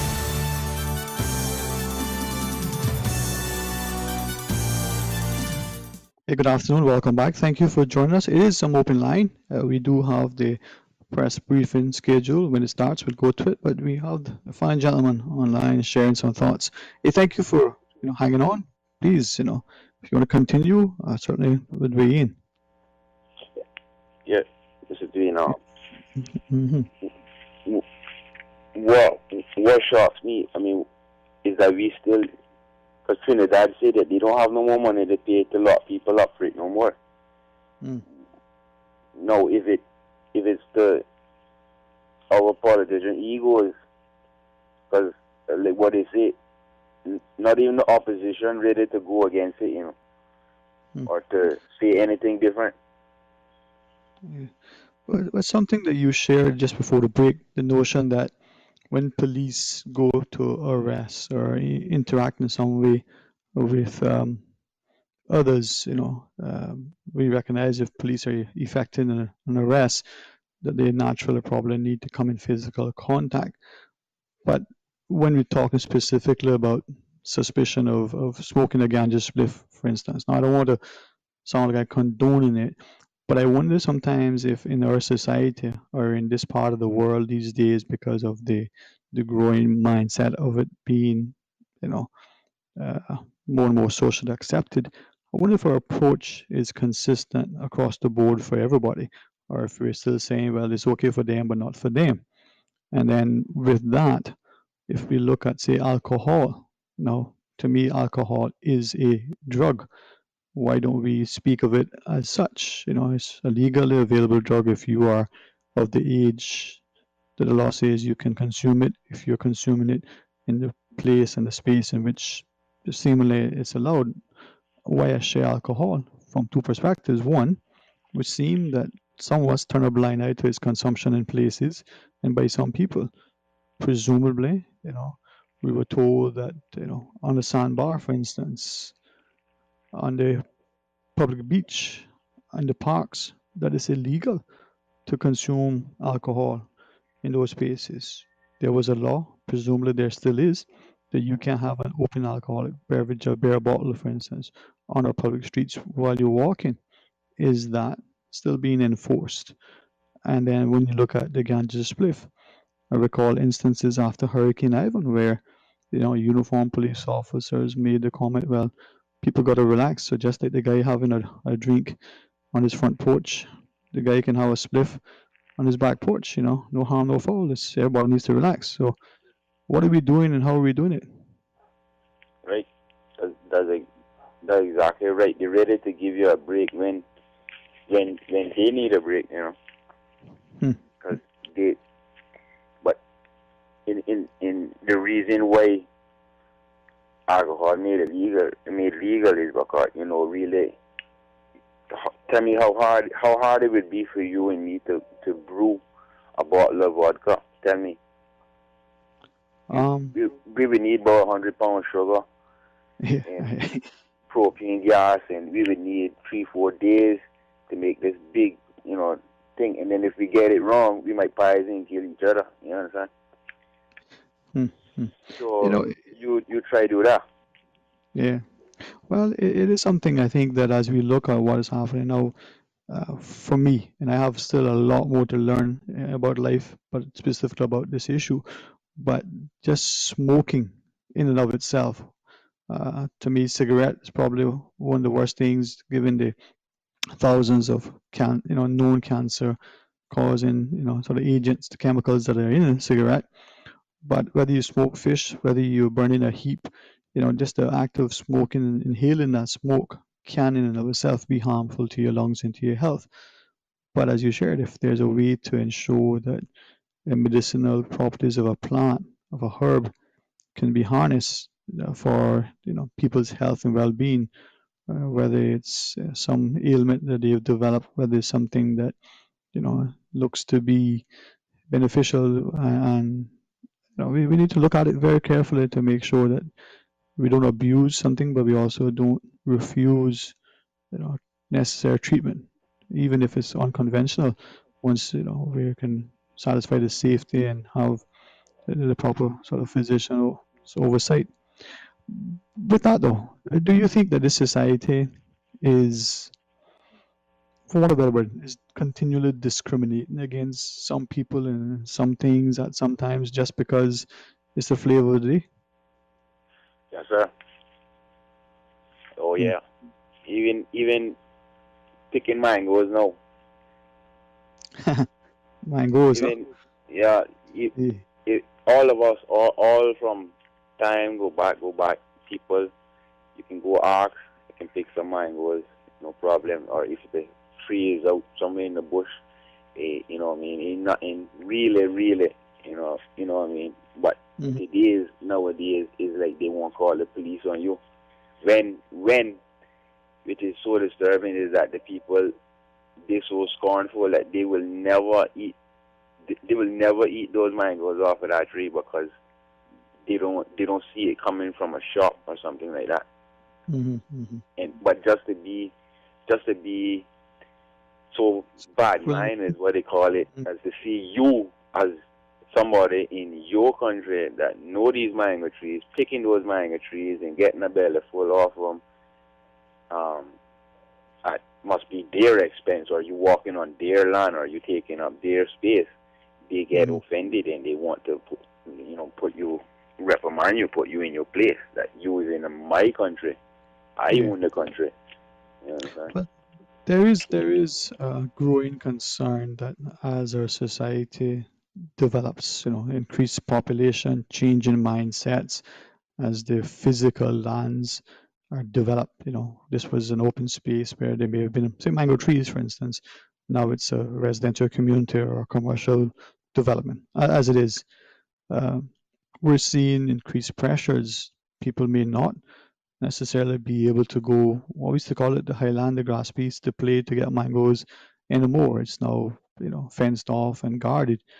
But something that is challenging and probably should be somewhat troubling, it seems that there are those of us in our community who are willing not just to embrace, but are actually calling, for the police, for instance, or some other sort of militia, military regiment, whatever word we want, that is not only highly skilled and trained, but heavily armed to police a community. I can kind of understand that if you're on an island and you have a sort of a marine sort of defense regime, a coast guard, for want of a better term, that is out there, protecting your borders, making sure that not just people bringing in illegal guns and drugs, but bringing in people, bringing in other things. If you want to secure that, but to have your police in your supermarkets walking your streets with high-powered rifles or sidearms, or as if you're, in some military zone. I wonder how we feel about that. Maybe we all become so acclimated to, that sort of behavior that it's okay. It's second nature. We're happy with that. I don't know. What tell me what, just this last I leave. Tell me what the responses would be. Say, okay, you get up, you go on town, and you seeing these police with the guns and things like that. Then tell me what your responses be if you were drunk, if you were drinking, or if you go and get some beer and somebody standing up in front there with a gun in front of you. What do you think your responses would be? What the difference would be if you is on alcohol or is if you on a spliff? If you on a spliff, you're not going nowhere near that. But if you want some alcohol, trust me, you're going to try to run through that guy with that gun. You don't got no gun or nothing, but you're going to try to run through that just for the alcohol. So, yeah. I think as I hear you, I think people have shared that somebody, and again, I'm mindful this is just anecdotal, but I understand that people who may have a spliff may be a little bit docile, a little bit laid back, chilled. The people sometimes, not everybody, sometimes that are drunk become aggressive. They become belligerent. So that's what you're saying. They might be, not fully in control. The guy in the spliff might just mellow out. All right, man. But with that though, with that, is it then that the challenge is not only the acceptance and promotion of the alcohol? My good friend Susan tells us that this press briefing thing is about to start, so let's go to that, to our listeners tomorrow. Good afternoon, everyone. I'm Donna Bush. Glad you could join us here for today's coronavirus press briefing via our channels as well as Radio Cayman. We go first to Reverend Anthony Gager for today's prayer. Father, in Jesus' name, we thank you that you are God. Thank you, God, for your wisdom, for your protection, and for your provision. Forgive us, God, for wanting to have our own way. Lord, deliver us from mindless quarrels. Free us from divisiveness, and cause us, God, to love, not to hate, to bring healing, not to bring ungodly debate. Thank you, Lord, for giving us good leaders, spiritual leaders, government leaders, frontline workers, and good citizens. In Jesus' name. Lord, let us hear your voice, know your heart, and make wise choices. God, thank you that there is safety in you, and we draw from you courage. Provide, Father, every necessary help that we need. Give us eyes, God, to see all the needs. Equip your people, oh God, to offer the needed help during this time of panic. Lord, cause your healing power to flow in this land. You are the great physician, our healer, our deliverer, our strengthener, our very present help in trouble. God, we thank you again for your leaders as you give them wisdom. We ask, God, that your will be done in this nation and your kingdom come. In Jesus' name, amen. And thank you, Reverend Gager. Let's now welcome our panelists, His Excellency the Governor, the Honourable Premier, as well as the Honourable Minister of Health. Also joining us today, we have the pleasure of welcoming our Finance Minister, the Honourable Roy McTaggart. With us in the studio are the Chief Medical Officer, Dr. John Lee, along with HMCI Director, as well as our sign language interpreter. Joining us via Zoom are members of the media, as well as the Medical Officer of Health. Of course, we first go to Dr. John Lee. Good afternoon. An interesting fact that I thought you might enjoy hearing to start this afternoon. We all know that the virus, SARS-CoV-2, can survive on hard surfaces for a few days and on cardboard probably for about a day. We don't really know for how long it can survive on fabric, but we're assuming it's probably about the same time as cardboard. There was an article on the British News this morning on a show called Radio 4's Today, where they're talking about trying on clothes as retail begins to open up. On copper, however, the virus lasts for only a few seconds, so do consider changing all your doorknobs and taps to copper. It might serve you well. Now to the figures that you're waiting for. Yesterday we had tested 9,815. That figure has increased by 359 to 10,174 people tested for COVID-19 disease. We have 3 positives today. One was a contact of somebody known to be suffering, known to have the condition, and 2 others were assumed to be community acquired, and contact tracing has started. The numbers of tests have slightly dipped over the last few days, very marginally. They're still working incredibly hard, but they have moved to a manual extraction process in order. That's one of the steps that are done at the HSA, so it's slowed down the results from the HSA a little bit. Today's results included 70 tests done at the doctor's hospital. That now brings our total positive cases that we've had on the island to 140. We have 1 symptomatic person, 71 asymptomatic, none admitted, and 67 who have recovered. There are 108 people in the government isolation facilities, and people in self-isolation at their homes are 242, or indeed at Her Majesty's Prison. Patients seen at the flu clinic on the previous day were 9, and there were 38 calls to the flu hotline, but only 7 of those were related to people who had flu symptoms. Many of the other people were trying to chase for results and ask for seek answers to other questions. So far, as far as the construction results are concerned, we have about 13% of the results for the total group, which we think is around 8,000 that will be going, that have started to go back to work and will be going back to work over the next 10 days or so, and more of those results will come through. That represents about 1,040 people. Thank you, Donna.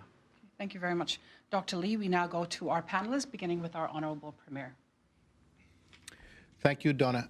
Hello, everyone.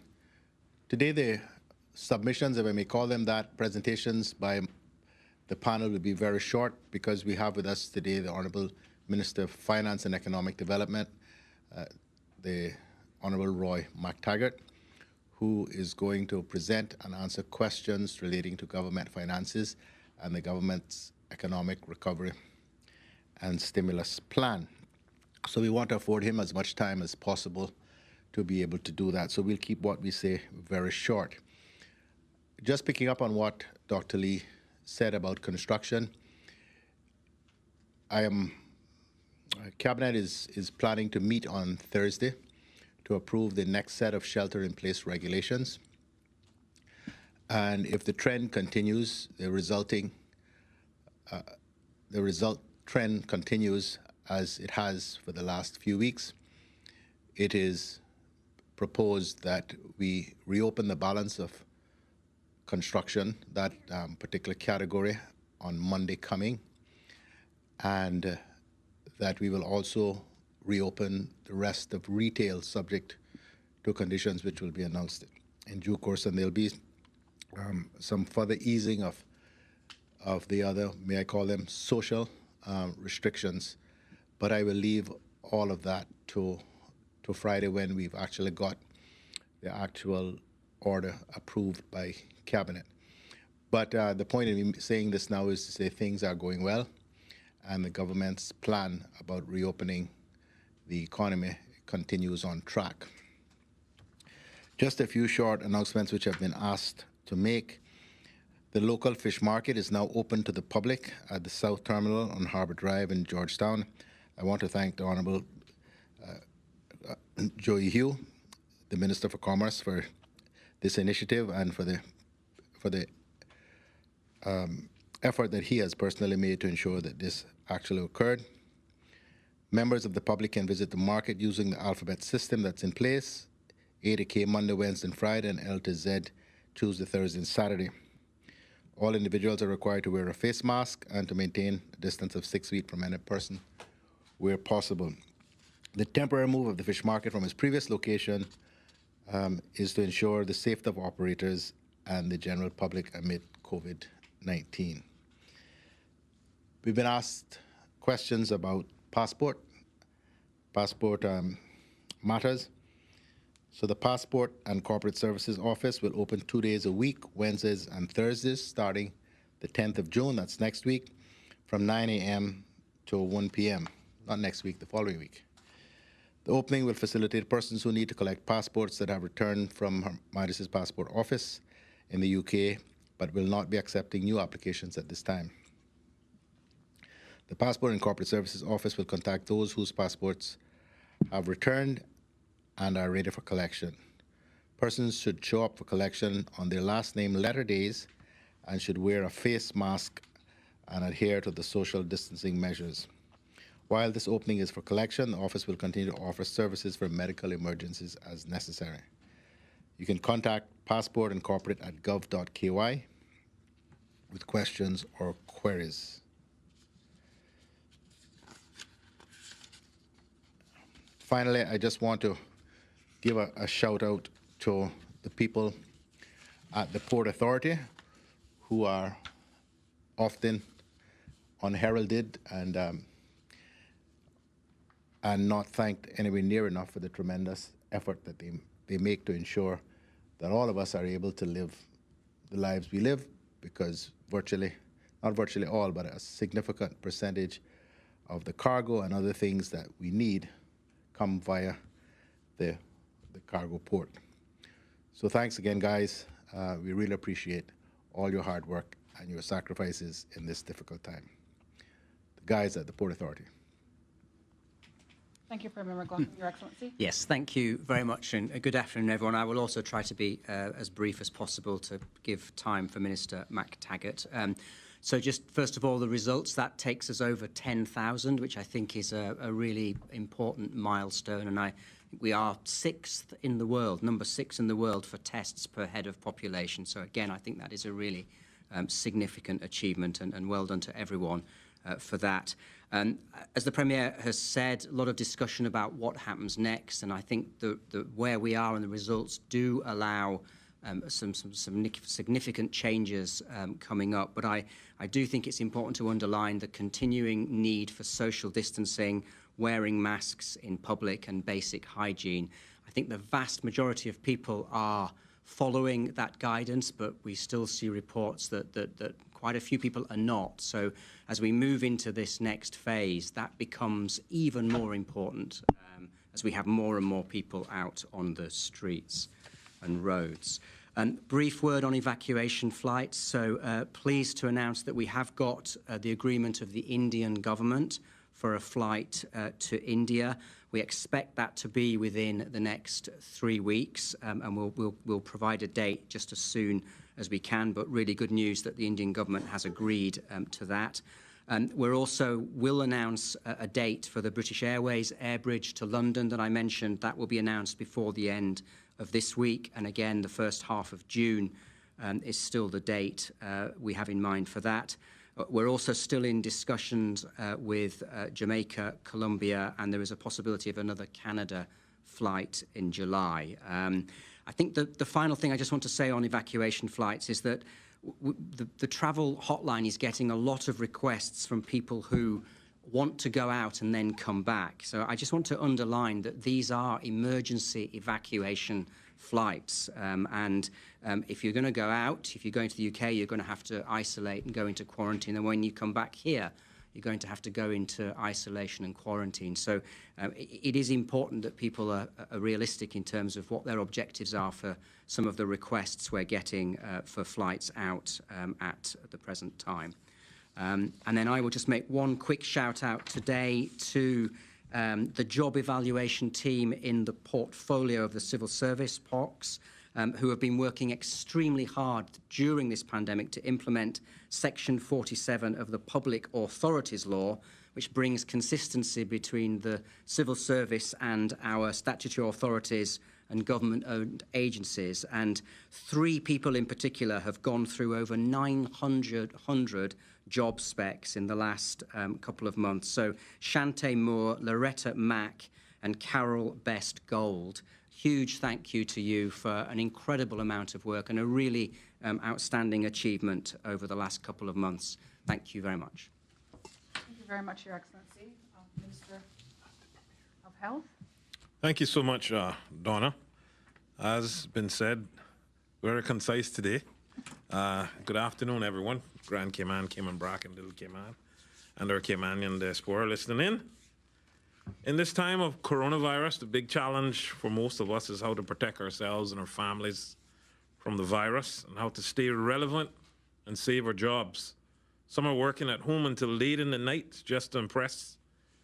For the government, that translates into beating the pandemic with doing irreversible damage to the economy in our process. As said, life and livelihood has to work together with our health and the economy. As we are reminded, it is still too early to welcome the beginning of the end for coronavirus. Today's scripture reading, Jeremiah 29:11 through 13. For I know the plans I have for you, declares the Lord, plans to prosper you and not to harm you, plans to give you hope and a future. Then you will call on me and come and pray to me, and I will listen to you. You will seek me and find me when you seek me with all your heart. May the Lord add a blessing to the reading of this holy word. Shout out today, happy birthday to Terrell. Also want to shout out Tilly's Restaurant for the hot meals for the Bordentown East children. Also assistance from the Seventh-day Adventist Church Community Group.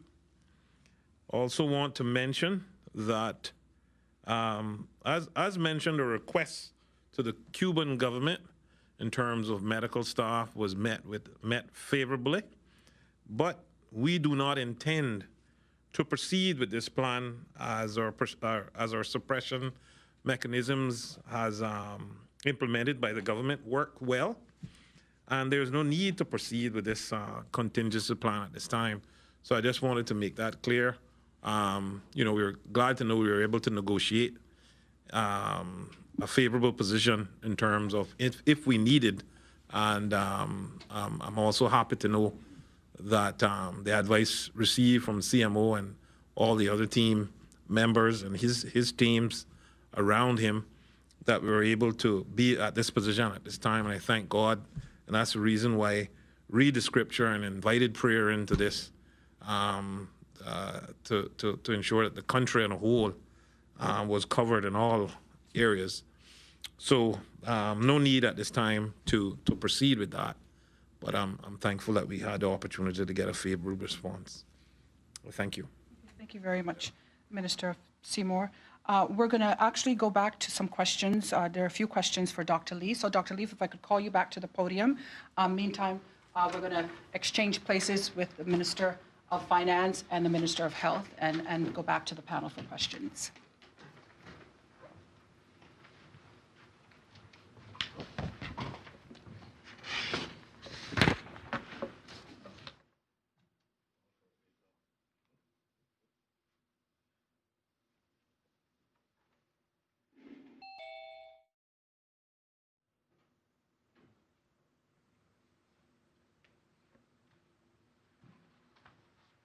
Okay, Wendy from CNS has a question for Dr. Lee.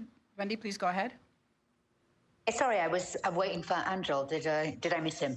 That's okay. Go ahead. No, Wendy, you're on for Dr. Lee. Sorry, I was waiting for Angel. Did I miss him? That's okay. Go ahead. No, Wendy. Oh, I think there's a problem with the sound. Okay, let me move to Shanda from Radio Cayman. Sorry, Wendy? Yeah, sorry, Donna, but I'm getting a problem with the sound. Okay, are you still having the feedback issue? Just turn off your... No, it seems to have abated. Sorry about that. Okay, please go my ahead. question for Dr. Lee is regarding the construction workers and the test screening for those workers. I believe there is some concern in the community because I think there may be some misunderstanding about what this process is about. I think some people believe that it is all about testing people to find out if they're negative before they can be allowed back on the site. Whereas the way I understand it is that it is more to do with getting a sample size of the construction sector tested so that we can see the prevalence among those people. Can Dr. Lee perhaps explain to people in detail how this works so that people are not afraid because they're seeing construction workers going back to work without actually having received a test yet, and they don't understand how that can be? Yeah, Wendy, you're absolutely right. So there are different elements to the testing program. The testing program around healthcare, for example, is to make sure that everybody who is looking after patients is tested and is cleared periodically. So that's a question of making sure that they are not in the position where they're going to pass on COVID-19. As far as a lot of the other testing is concerned, it is a question of sampling in order for us to see whether we believe that is whether COVID is growing, the numbers of people are growing or staying the same or diminishing. So you're quite right there. And everything that we've done so far with regards to the community screening program, the people who are not, for example, the frontline healthcare workers, has given us reassurance that COVID does not appear to be very widespread. There are lots of pockets of it, and we're able to isolate those people. With the screening program, we're going to continue to screen people so that when we find people who are positive, we will isolate them until they are safe. So I hope that answers your question. Yeah, so in other words, there's nothing unexpected about the fact that construction workers are going onto a site having not got their test results yet, because it doesn't matter. Correct. Unless they actually test positive when you pull them away anyway. Yes, correct. There's nothing unexpected about that. It's entirely according to the plan, and we will continue to do the sampling, and all the sampling that we've done has demonstrated that actually the rates that we're seeing there are a little bit less actually than in the screening of the wider population that we've been doing. Okay, lovely. That's my question for Dr. Lee. Thank you. Okay, thank you very much. We're going to go now to Shanda from Radio Cayman. Shanda, please go ahead. Thank you, Donna. Good afternoon to each and every one of you. Dr. Lee, could you give us some insight? I'm not sure if you mentioned it before, but some insight into why we are seeing mild to asymptomatic patients or cases rather than the mild to severe cases that we're seeing in other places, i.e. the U.S. How are we differing from those cases? And is maybe because of, I don't know, our quicker and decisive actions or response from our leaders, or maybe something else? I don't really have a clear answer for that, and I don't think you'll find anybody does have a clear answer. A lot of other countries similarly, with warmer climates, appear to have had less of a severe response. There are all sorts of possibilities. Is it the weather? Is it the density of the population? Because it does appear that if you get COVID, for example, that gets into a nursing home or into a prison, you have an almost immediate severe problem. There are other features as well. Is it the fact that we are seeing a different strain of the virus, although we know that people have come here from the US and from the UK, and both of those people, there are people from both of those countries who have come here with COVID disease. We know that. So I can't give you an absolute hard and fast answer on that. The numbers of people who we are currently releasing are, in fact, I did a demographic analysis of them, and because they're the working population, actually the large proportion of them are in their 20s, 30s, 40s, and a few in their 50s. So again, that is a group of people who you would expect not to have severe problems with this disease, as it tends to affect older people and people with comorbidities, and medical comorbidities often increase with age. Sorry about that. My mic was still off. Yes, Dr. Lee, you mentioned the demographic has changed to where now there is probably younger individuals catching the virus. But you also mentioned a little earlier that if through the community screening, that if you're positive for COVID, that there'll be the isolation and until they are safe. Can you give us a little bit more insight into how you guys are monitoring those that are mild to asymptomatic, so for them to not become mild to severe? I don't believe I said that the demographic had changed. I just said that the people we're testing are the working age people, and that demographic is largely a younger demographic group. They're also the ones that have been allowed to go out and mix. All of the people that we have tested since our last person who presented with illness on the 27th of April have not had symptoms for COVID-19. None of them have had anything that concerns us with regards to respiratory symptoms or a fever or a cough. Okay. All right. Thank you, Dr. Lee. Those are all my questions. Thank you, Shanda. We're going to go now to Andrell Harris from the Compass. Andrell? Hi, yeah, Dr. Lee, can you speak to whether or not asymptomatic patients are transmitting to others, and also the prevalence of said transmission? I would imagine that that's happening quite a bit. We know around the world that is happening quite a bit, and as all of the people that we are coming across have no known contact with anybody with COVID, we can assume that it appears to be quite a widespread feature. Thank you. Okay, thank you, Andrell. Thank you, Dr. Lee. Now we're going to go to the Honourable Minister for Finance, Mr. Roy McTaggart. Thank you, Donna. Good afternoon, everyone. I thank you for the opportunity to engage with you this afternoon and share information about the current economic environment that we now live in, tell you what stimulus measures we have taken and propose to take in the coming months, and finally give you an update on government's financial performance to date. In so doing, I hope that you will have a better understanding of the impacts that we are seeing and the fiscal challenges that we as a government face. At the conclusion of my presentation, I'll be happy to take any answers, but I'll say at the very outset, if I do not have the information, I'll be honest and tell you I don't, but promise that I will get it for you and share it. So, ladies and gentlemen, we awoke in 2020 and met a very different world than 2019 was, with the presence of COVID-19 in our midst.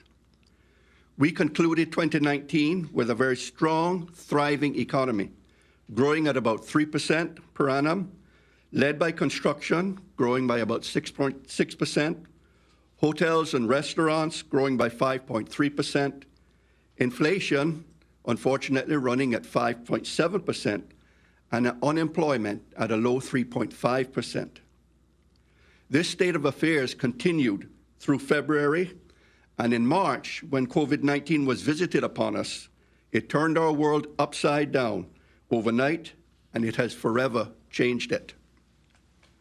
So where are we now? According to the International Monetary Fund, in its April 2020 World Economic Outlook, the Great Lockdown will be the worst recession since the Great Depression of the 1930s, and much worse than the 2008-2009 global financial crisis. The IMF projects that the global economy will contract by 3% in 2020. Advanced economies are expected to contract by 6.1%, with the US forecast to decline by 5.9%. For Latin America and the Caribbean, the IMF projects the region will contract by 5.2%, And amongst Caribbean countries, Aruba is projected to show the largest contraction, with a GDP decline of 13.7%.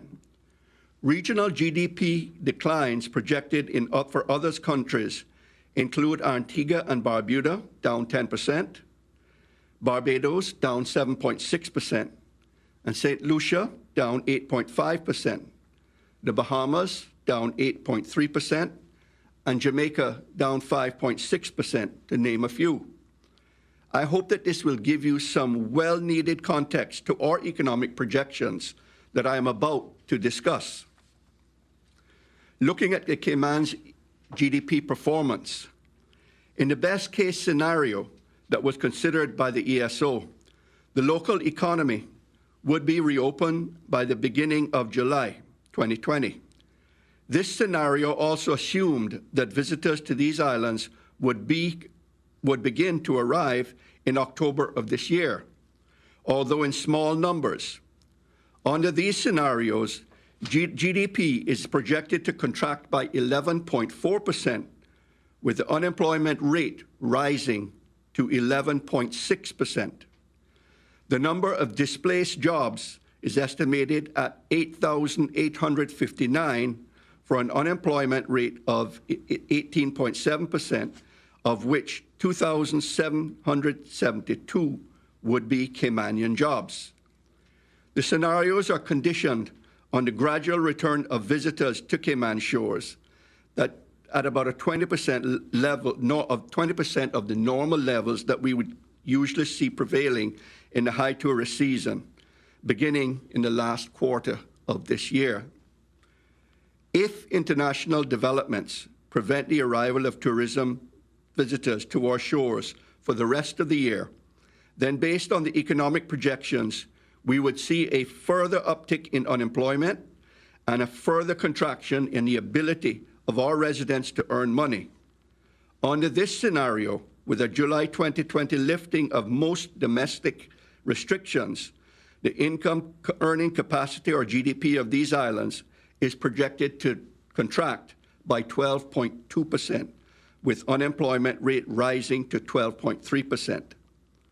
As a result of the projected declines, Caymanian unemployment rate is projected to increase by up to 19.7%, or 2,981 persons, and a total job loss of 9,582, or 12.3%, would be displaced. It's really disheartening for me to have to say that and share that, but that is the stark reality of what we are likely to face moving forward. But still, our government will continue to tell you the unvarnished truth, whether it's going to be good or whether it is going to be bad. Despite a sharp uptick in food and medical sanitary goods inflation for the first quarter of 2020, a reduction in non-food demand, coupled with a decline in international commodity prices, including oil prices, is expected to relieve and substantially negate inflation pressures for the year. The global demand is expected to remain subdued over the short term, especially in our source markets such as North America. In addition, locally, downward pressure on the housing, rental, and market is expected as displaced expats exit our shores, lower transportation costs due to lower cost of fuel, and with the halt in visitor arrivals, pushing the domestic accommodation prices downwards. Consequently, all of these factors combined are projected to exert downward pressure on the average inflation rate to 0.4% in 2020, compared to the 5.7% in 2019 that I spoke to previously. Now, at the request of government, the Economics and Statistics Office prepared a report entitled the Cayman Islands Economic Assessment and Stimulus Plan. This plan focuses on the island's estimated macroeconomic performance, together with an assessment of policies announced and or implemented by the government in response to the COVID-19 pandemic to date. In addition, the report presents forecasts and assumptions for 2020 and recommends stimulus measures that could be adopted to incite economic recovery. Looking first at some of the recommended measures, included in the report is an extensive list of measures submitted by government ministries, the private sector entities, and civil society for consideration. All of the measures submitted are included in this report, and it is scheduled to be received by Cabinet this week. The policy measures recommended are based on three broad categories. First, government policies aimed at leaving money in the hands of affected individuals. Secondly, policies that support small business survival by buttressing and supporting their bottom lines. Third, policies that assist in the post-crisis recovery by making funding readily available, streamlining approval processes, and reducing business costs, all aimed at stimulating growth in the core business sectors. And finally, policies aimed at maintaining fiscal prudence while stimulating the entire economy. Now, you all are familiar with a number of measures that have been implemented to date in the Caymanian economy, but to refresh your minds, let me repeat them here. COVID-19 support funding. To support the efforts of the health sector, government allocated $3 million from the Disaster Relief Fund to finance the initial costs associated with COVID-19. Secondly, funding for vulnerable families.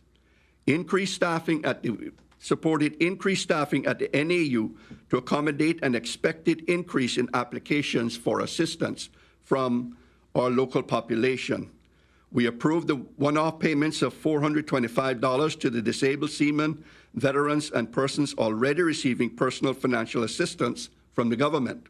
There was also the one-off stipend of $600 paid to taxi drivers affected by the fall-off of the tourism market, and a one-time grant of $600 to Caymanian tourism workers who have been affected negatively by the shutdown. We've also expanding the NAU public assistance to allow work permit holders affected by the closure to apply for food voucher assistance. Pension withdrawal and amendment payment holiday is the big one. We amended the pensions law to allow persons to withdraw up to 100% of their pension funds not exceeding $10,000 and 25% of funds above the $10,000 limit. In addition to the suspension of pension payments from the 1st of April to the 30th of September for employees and employers alike. A loan fund valued at $5 million was created and made available to micro and small businesses, which are 100% Caymanian owned. The loans will be provided through the Cayman Islands Development Bank at an annual interest rate of 1% after a 6-month period and after a 6-month repayment moratorium. We have also established a grant fund valued at $9 million, created and made available to small and micro businesses. Assistance to evaluate qualification and to apply for the grant is also being provided free of cost. We've also provided funding for technical assistance to Caymanian businesses. The government is providing funding of $500,000 for technical assistance to Caymanian-owned businesses to assist with strategy and balance sheet planning. Similarly, funding of $200,000 is being provided for Caymanian-owned businesses to receive training to assist them in planning and navigating this economic downturn. We've also implemented a waiver of tourism accommodation taxes and trade and business license fees for a short period. We've also seeking to streamline the project approval process in the construction industry to allow for the quick resumption and the start approvals for projects that are waiting to get off the ground and be completed as we continue to reopen the economy. Finally, there are approved enhancements to the capacity of the planning department to monitor and expedite construction projects and applications. The construction sector, we now know, creates the most demand across all other industries, and hence it generates the most output in the overall economy. The planning department, human capital, will be beefed up to handle the increased demand that we perceive for the services of that department. Now, the measures implemented to date by our government are expected to boost gross domestic product value added by approximately $184.9 million in 2020. That is an improvement on the GDP contraction from 11.4% to 7.3%. This translates to roughly 36% of the projected fall-off in real GDP. As a result of the measures implemented, more jobs are likely to be saved, and our estimates are for 1,468 jobs, of which 678 of them are likely to go to Caymanians. Turning now to other stimulus measures that are actively being pursued or under consideration. I want to thank the Deputy Governor, civil servants, and other public servants, the private sector, and the general public for participating in the process of submitting policy suggestions and ensuring that we have an abundance of policy measures to consider. The ESO, through the Deputy Governor, received more than 50 suggestions in this regard. I appreciate all the suggestions that were submitted, but in the interest of time, I cannot go through them all here today. However, these are the stimulus measures that are currently being acted on and developed by government. A low-cost loan program for small businesses most affected by the closure of the tourism industry. Increased community employment programs such as NICE and others post-COVID-19, using unemployed and displaced Caymanians. 3, expedited resumption of government's 2020-21 capital expenditure program, focusing initially on the resumption of construction projects that were in progress prior to the onset of COVID-19. For example, this will include projects such as the mental health facility in East End, enhancements to the road infrastructure by the NRA, and the John Gray High School. A tourism strategic plan is being developed by the Ministry of District Administration, Tourism and Transport to serigraph the resumption of visitor arrivals post-COVID-19. Tourism represents about 20% of the Cayman economy. It should be abundantly clear, therefore, to everyone that the reopening of our borders to the resumption of tourists is of paramount importance to the government and the success of the country as a whole. We will, however, only do this when it is safe to do so. Finally, we continue to work with seek and to find efforts to diversify the local economy with a focus on agriculture for domestic food security and resilience. So the policy and stimulus measures we have implemented thus far is not the end. We continue to evaluate and continuously monitor the economy. If other rounds of stimulus measures are needed, then we are ready, willing, and able to do whatever is necessary to regain and maintain a strong economy for these blessed islands. Now I'd like to turn and discuss briefly with you government's fiscal performance to date. This will include an update of government's financial performance for the year to date. Many of you have been asking for this information. Now, last week, the Ministry of Finance released the quarterly financial report for the 3 months ended March 31st, 2020, and reported on by the local media. That report may be found on the Ministry's website. Because of the continued strong performance of the economy through the majority of that period, it gave very little foresight to the financial disaster that unfolded in April, and it will continue to play out in the months ahead. So let me share some of those figures with you right now. For the 4 months ended April 30th, 2020, for the core government, revenues were $376 million. They were $28 million less than $404 million that we budgeted. Expenses were $248 million, $10 million less than the $258 million budgeted. We saw a surplus shrank to $127 million, $18 million less than the $145 million budgeted. Let me contrast that now with the results for the 3 months ended March 31st, where revenues were $353 million, or $1 million more than budget. Expenses were $181 million, $26 million less than the $207 million budgeted, and the surplus was $172 million, $27 million more than that budgeted. What this shows us very clearly is really what happened in April, where revenues were a mere $23 million. We budgeted $49 million to collect. So in effect, we collected less than 50% of what we budgeted. Expenses were $68 million. That resulted in an overall deficit for the central government of $45 million in 1 month.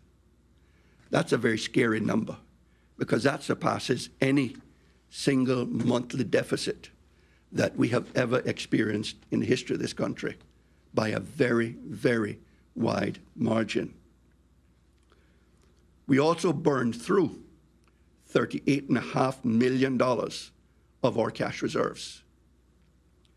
Now, depending on the outcome of the stimulus measures implemented and the timing of the opening of our borders to tourism, the ESO estimates that our revenues could contract to between $632 million to $649 million for the year. If this holds true, this represents a decline in revenue of anywhere between $211 million to $227 million for the year. That represents, again, a decline of anywhere between 24 and 26% in revenues. With the increased spending that is being required to manage COVID-19, government could be faced with a deficit this year of up to $250 million. That, ladies and gentlemen, is the challenge that faces us as a country. I hope to have a more detailed and complete picture that we can share with the public once the Ministry of Finance completes their exercise to reforecast the 2020 budget. At the present time, however, we believe that the earliest that we can reasonably expect to return to a fiscal surplus will be in 2022. And that will mean that things pretty much have to go the way we hope they will go, and that we are able to return and come out of the lockdowns and to get our economy back on track. Now, in light of the significant deterioration in government's fiscal performance, and in order to give the country the financial security and build the resilience that we need, Cabinet last week authorized the Ministry of Finance to issue a request for proposal for the establishment of a standby line of credit in the amount of $500 million for a period of 18 months. This line of credit will be utilized or drawn down only if we find ourselves in the most unfortunate position of having exhausted all of our cash reserves available to us.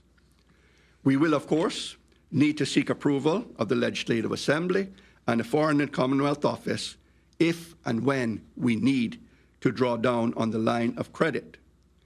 We are anticipating that the request for proposal will be issued sometime within the next week, and it will be posted on the government's bonfire procurement portal. But I stress once again that this line of credit, it is in effect a security blanket for us to give us the resilience and the ability to access funding quickly if we need it. I do not want the country to be placed into a position where we have to be scrambling to find or to borrow money when, in effect, every other country in the world right now and every major business is seeking to borrow money in the commercial markets and in the banking systems worldwide. You know, the resilience of these islands is astonishing and astounds me. Our ability to rise from the destruction of Hurricane Ivan in 2004 was a testament to the resolve of our Caymanian people. I believe that we can replicate that in 2020. While the challenges are indeed enormous and may seem insurmountable, I would posit that our actions thus far have left us in a strong position and well placed to eradicate COVID-19 from our community. We have been safely navigating the single largest health disaster in this generation. And this is a demonstration of our government's commitment to the lives and livelihood of all residents. However, we are aware that this is not the end, and we remain resolute and committed to charting the next steps in this journey, just as we have charted the previous phase in a prudent, responsible, and professional manner that is befitting of what the Caymanian people deserve and expect. Amidst this crisis, our islands have become a beacon in the region. I'm proud to say that Moody's, in their latest credit report, published on April the 13th, 2020, maintained Cayman's AA3 credit rating with a stable outlook amidst all of this economic uncertainty. They noted that prudent government planning has left the Cayman Islands with fiscal space to deal with the economic impact of the coronavirus pandemic. Ladies and gentlemen, that was their words, not mine. Arguably, even the world's largest debt rating agency has confidence in our little islands and in our government. One of the region's best-known economists, Marla Dukaran of Barbados, she notes that the sudden stop will affect both fiscal and external accounts, and the country's best positions to mitigate these impacts are those that have built buffers, giving them the space to implement counter-cyclical policy through fiscal and monetary stimulus. The Cayman Islands is one of those countries that has built such buffers, and we will answer that call as we managed prudently during the past few years, and we will respond and with targeted economic stimulus measures when it is safe to do so. Let's take one step at a time. Our focus at the outset has been with the preservation of life, health, and well-being of our people. Take care and taking care of those who are most vulnerable, preserving jobs, and supporting our private sector. Cayman, I reaffirm our government's commitment to do all that is humanly possible to address our economic fundamentals and get these islands up and running again. We as a government will continue to be prudent while seeking out the best ways to impact the lives of our citizens in the most positive of ways. Please allow me this afternoon to say a special thank you to all the hard-working public servants in my ministry for their tireless efforts in very difficult circumstances. I truly appreciate all that they are doing and continue to do to keep government functioning. Finally, I join with a chorus of shout-outs, if you permit me.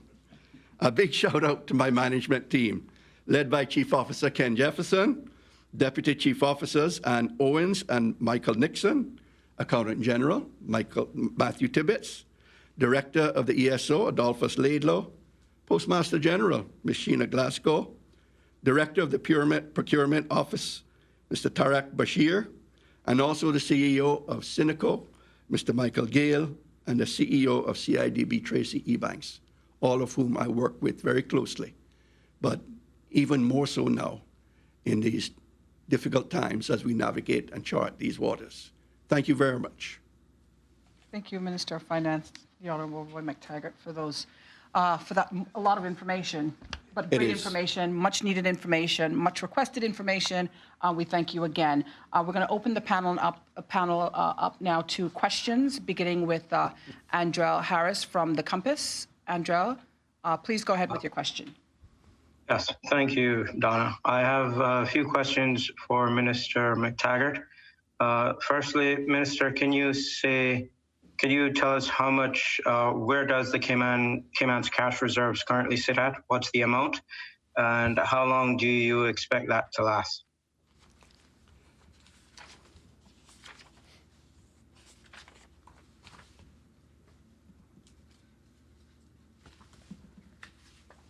I do have the numbers.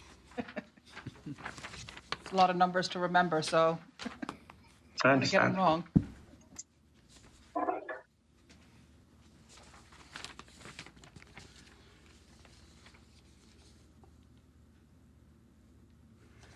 At the present time, total cash balances are $621,117. That comprises $568,799,000 in fixed deposits and $52 million in cash and cash equivalents or in the operating bank accounts. And you also asked questions, how long do we expect that to last? At the present burn rates that we are going through, I think it will, unless there is a very significant turnaround in our financial fortunes, it will be sometime in the first, second, maybe late first, second quarter of next year before we will start to run into issues and have need to possibly try and access the standby line of credit. I see. Minister, can you also speak to the total costs that we would have spent so far? You did make you stated about an initial $3 million was spent on the COVID measures. Can you tell us what's the total figure we've spent on COVID-related preparations and our fighting the virus in Cayman? Yes. Happy to share with you the information that I have at this point. But through the 30th of April of this year, total costs either approved or incurred or spent are $31.6 million. And we have a number of some offset there in that we had someone graciously who paid for 50% of the test kits that we bought. And we also have proceeds from the sale of some of the test kits that we purchased. Those two numbers total of about $3.2 million. As a result, the net costs to the government treasury for through action known through the 13th of May is $28,375,000. Okay. You mentioned that there are several efforts to get Cayman's population back up and running, particularly the sectors that people see tremendous unemployment in. Could you speak how soon we'll be seeing programs like NICE returning and or the iguana culls, or whether or not that will be one of the programs? Well, I think there'll be a number of programs, as I mentioned, under consideration, but you won't see that until those programs likely to get underway until after there is almost a complete relaxing of the shelter-in-place regulations. So later on in the year, maybe later into the summer, July, August timeframe, is what I would anticipate. If I could just say that the iguana culling is one I think we've already permitted because that's really a one-person activity. So that's been permitted. I don't see many people out and about, but that's fine. But the NICE program, where we would expect to see 12, 14, 1,500 people who have to get organized and then be trained in the basics of how you go about it, it's going to mean significant personal interaction. So we wouldn't be able to do that until we were fairly certain that the virus had been ridden to ground. And permit me, if you will, a follow-up question to either the Premier and or Minister McTaggart, but will the government look to open up these programs to the expat community as well? Or will this strictly be for the Caymanian unemployed population? Well, I don't think we had that discussion, but I would think that those are jobs that we would want to keep for Caymanians. When we reach the point where we are able to open up in that sort of way, I would expect that those persons who are here, who are not Caymanian, who are not employed, would have found a way, or a way would have been found for them to depart. Okay. Thanks. I'll yield to my other colleagues. Okay, thank you very much, Andrew. We go now to Wendy from CNS. Wendy, please go ahead with your questions. Thank you, Donna. I appreciate that. Obviously, there's a lot of information here, and so it would be very, very useful if we could get a copy of Minister McTaggart's address, and also as quickly as possible, and also where this information that Minister McTaggart has revealed will be put in the public domain over the next week or so. That would be really helpful. But in the meantime, I do have some specific questions, starting with the policy measures that the minister spoke about. Could you explain what you mean by leaving money in people's hands? I didn't quite understand that. And also, can you give us a bit more detail about what small business survival means, and what kind of investments that you're going to be making when you're talking about helping small businesses, and also what, on the one hand, of reducing business costs, do you see any need to increase some business fees to offset what we'll be spending? Well, I mean, we are looking particularly, I think, at those who in the tourism industry that are so severely affected by it, Wendy, in terms of trying to provide assistance to them. We have the loan program that is underway at the present time. It is likely that it can be increased funding can be provided through that avenue to other businesses to be able to support them, and this would be soft funding that would go to them because they have zero income coming in, likely very little in terms of reserves in which they can rely upon. And so the idea would be to be able to support them during this period until the economy can start, the tourism sector can start to get back online, to allow them to resume operations and hopefully start to make positive contributions. So what do you mean by soft support? I mean, basically, are you talking about giving people money to help keep their business running, giving them loans? What do you mean? These would be loans at very reasonable rates, at low interest rates, and very favorable terms of repayment, that sort of stuff. And so what does leaving money in their hands mean? Trying to give that people what you need in a situation like this, Wendy, with a crisis like this, in order to get your economy open again, get money flowing into the economy, is to make sure that people are out there and that they are spending money. You have many people that are unemployed with no income, and we are going to continue to support that in terms of, I think, giving further assistance to help them through until the tourism sector can be up and running. Otherwise, they're going to be starving and on the streets. And so you want them to have some money to be able to buy their food. So in other words, they are going to get some direct cash help. There will be. There has to be. Great. That's what I'm after, really. Yeah, there has to be.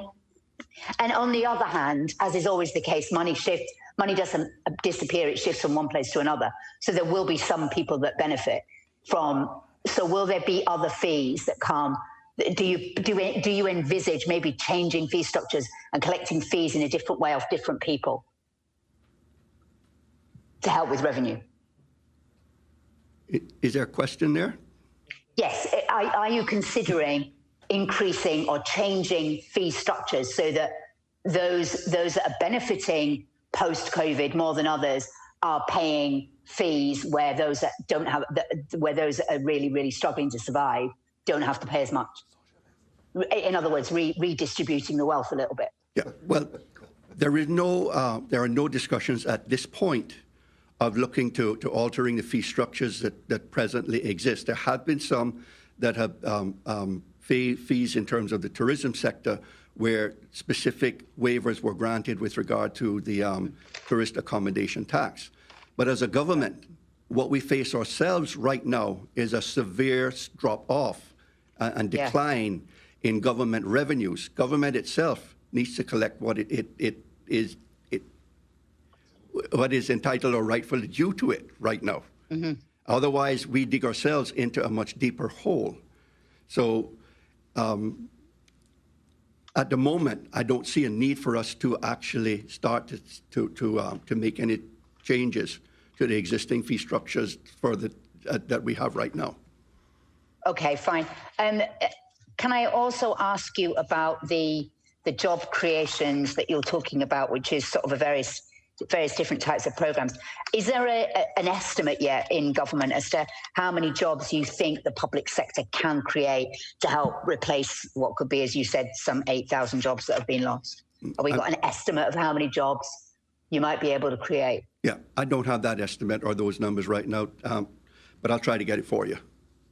Okay, great. Sorry, I have gazillions of questions, but it's hard to sort of organize them in such a short period of time. So I may have to come back to you, Minister McTaggart, and ask you directly later. Okay. In the interim, I do have a specific question for the Premier that I've been waiting to ask. We continue to have a lot of people raise questions about how decisions have been made about very specific requests made to the COVID team. Is there a plan to do an audit about how some businesses may have been adversely affected versus others, and their competitive edge lost or gained during this process? So basically, will there be a fairness audit after this or not? That wouldn't be my call. I'm sure that if the complaints are made, they will be investigated by the relevant bodies that do so. Right now, we are, as the Minister of Finance has pointed out, in a very, very difficult and precarious position. The government does not have the resources or the time to spend investigating complaints about competitive disadvantages. We're trying to save an economy and to give every business and every person here a fighting chance to survive this. Okay, thank you for that answer. Donna, can I hand over to my colleagues and perhaps come back to Minister McTaggart in a minute? Sure, absolutely. Let's go to Shanda from Radio Cayman. Thank you. Shanda, please go ahead. Thank you, Donna. Minister McTaggart, just for clarification, where is the CI $500 million line of credit is coming from? Where is it coming from? Requested proposal will go out.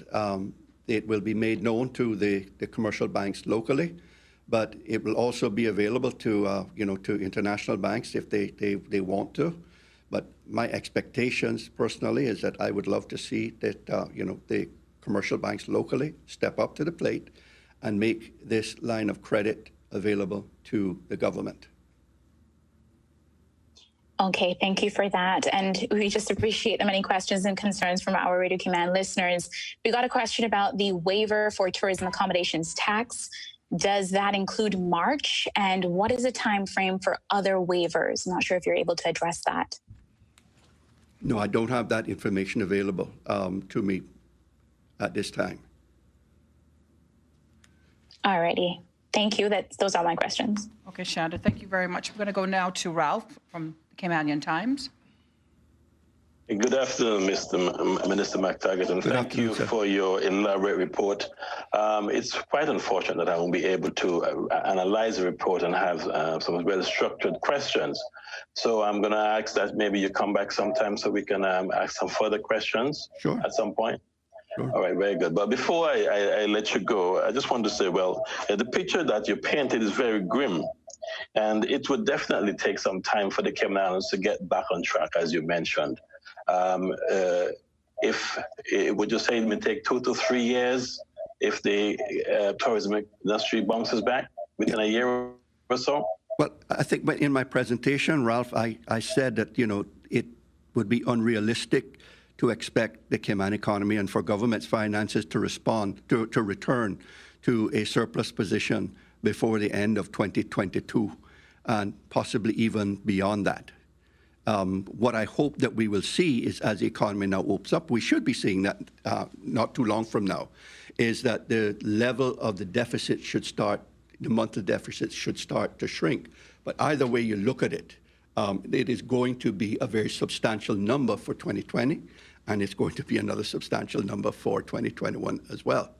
I think this is certainly, you don't shut down your economy completely and then open it up and then think that it's, everything is going to be okay. It is going to be a gradual process of growth returning. And remember too, so much of our economy is influenced by outside factors, such as what takes place in North America. So to the extent that they continue to remain in a recession, that has very serious knock-on effects for the Cayman Islands, because 80% of our tourism, 80% of our financial services industry all emanates out of North America. And so while I know that things right now are looking very good and financial services by all accounts is performing well, the effects of the recession in the U.S. will subdue our own economic recovery as we move forward. Yes, and those points are well taken. I'll tend to focus more on solutions as well, and it looks like we're going to have all hands on board. We can't depend on the government to fix this problem. What would you say to that? I have to agree with you. We cannot do it all ourselves.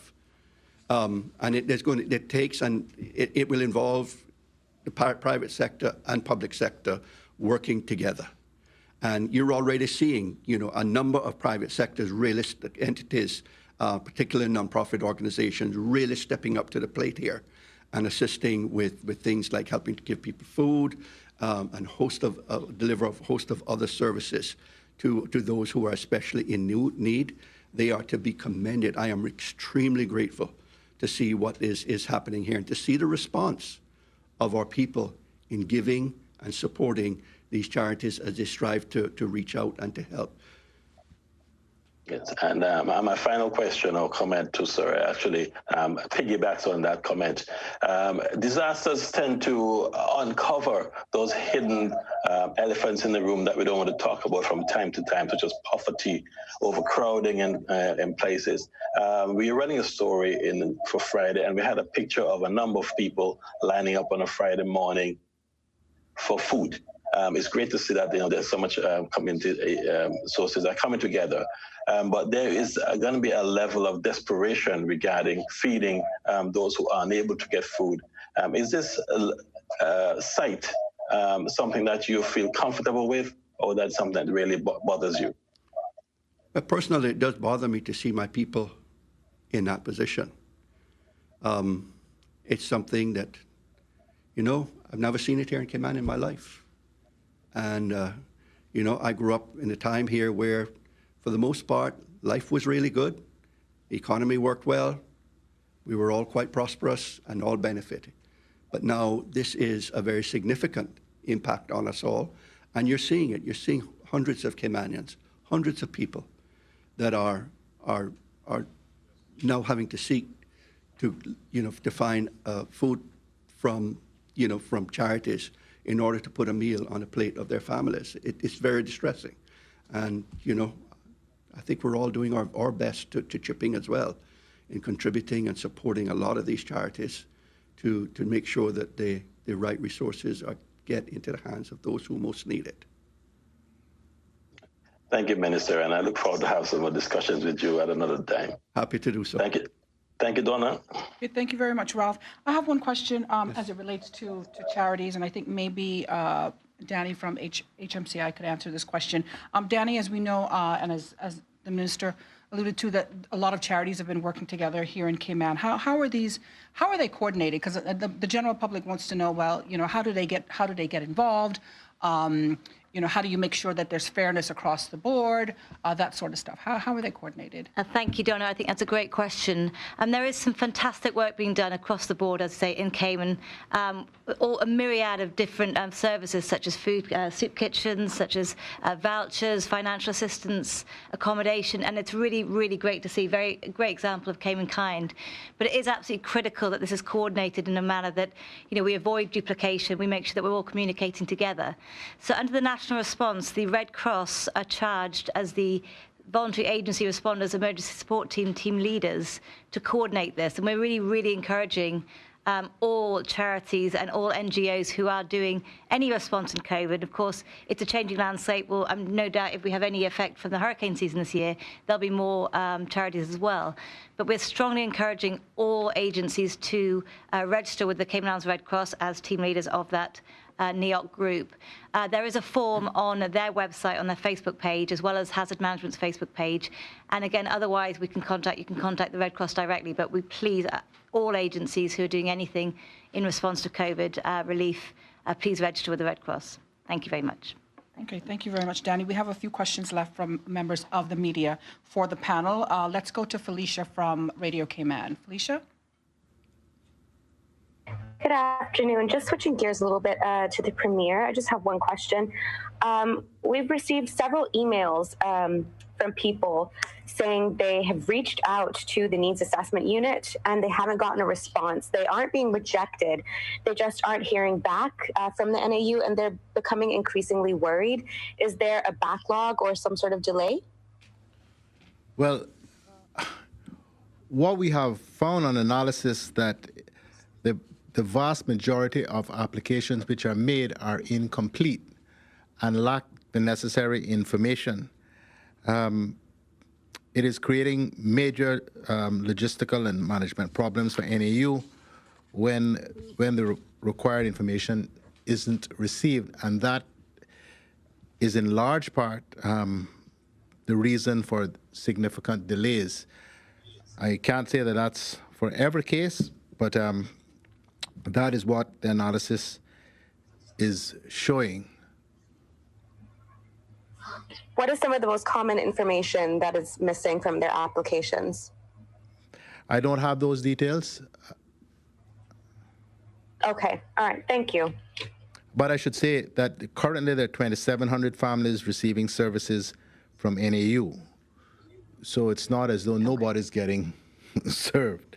This includes food vouchers, rental assistance, assistance with utilities, permanent financial assistance, and yes, indeed, burial assistance as well. Thank you very much. We've spent 69. We had a budget of about $2.5 million for the supplementary funds for the COVID-19 crisis, and we've spent about 69% of that. We're receiving on an average of 60 applications a day. We have beefed up the staff to be able to help deal with this. 19 persons have been redeployed from various other entities to support the NAU team of 31 in various areas. So we are doing everything we can to try to cope with the massive increase in applications and need. NAU has also partnered with Work to allow work staff to be on site and immediately register persons in need of employment. And despite the fact that we have relaxed a number of the requirements in an effort to accommodate persons in need, it is still necessary for NAU to obtain a completed application and key supporting documents. So that we really have to find a way to get people to to complete the forms properly. They've given me a list of those since I didn't plan to deal with this today, but I just had it in case, so I'll just use the opportunity. Between 65 and 70% of the applications are submitted incomplete. They are asking people to double check the phone numbers that you provide. Often when they call, that no one answers that number. You need to have proof that you're a Caymanian, passport, voter's card, Caymanian status document, and we cannot process utility requests or requests to pay utility bills without the actual bills, or rental requests, payments without a lease agreement, and the landlord details. So I hope that sort of helps explain why in many cases there is this delay. Okay, thank you very much. Thank you very much, Felicia. I do have a question for Minister McTaggart before we move on to the final questions from the rest of the media. This question comes from a member of the public, and it asks, is government or has government considered issuing a bond where Caymanians who can afford it can assist with funding and benefit from the investment? I have to say we have not at this point in terms of what we're looking at here now to look to the local population with a view to raising funds from them.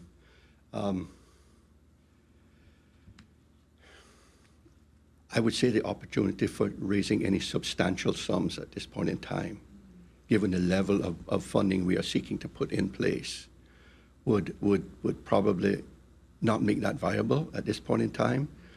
I also know that in the past, other entities within government entities have tried to raise money in the local marketplace, and it's not been particularly successful. So those are things that would have to be considered. What are the chances of success, and how much money could you reasonably expect to raise? I expect in the current environment there would be some serious constraints there. So I think we'd have to turn to the commercial banks to do so, or the commercial lending houses overseas. But I would say there's nothing that would please me more than when we put this RFP out, if the 6 commercial banks here all got together and agreed to provide that funding for government. That would be the greatest statement of faith in Cayman and this country and its economy that I think our financial services industry could make. That's my view. We're going to put it out there in the universe. Okay, we're going to go now to, let's see who we got. Andrel, final question from you. Yes, thanks, Donna.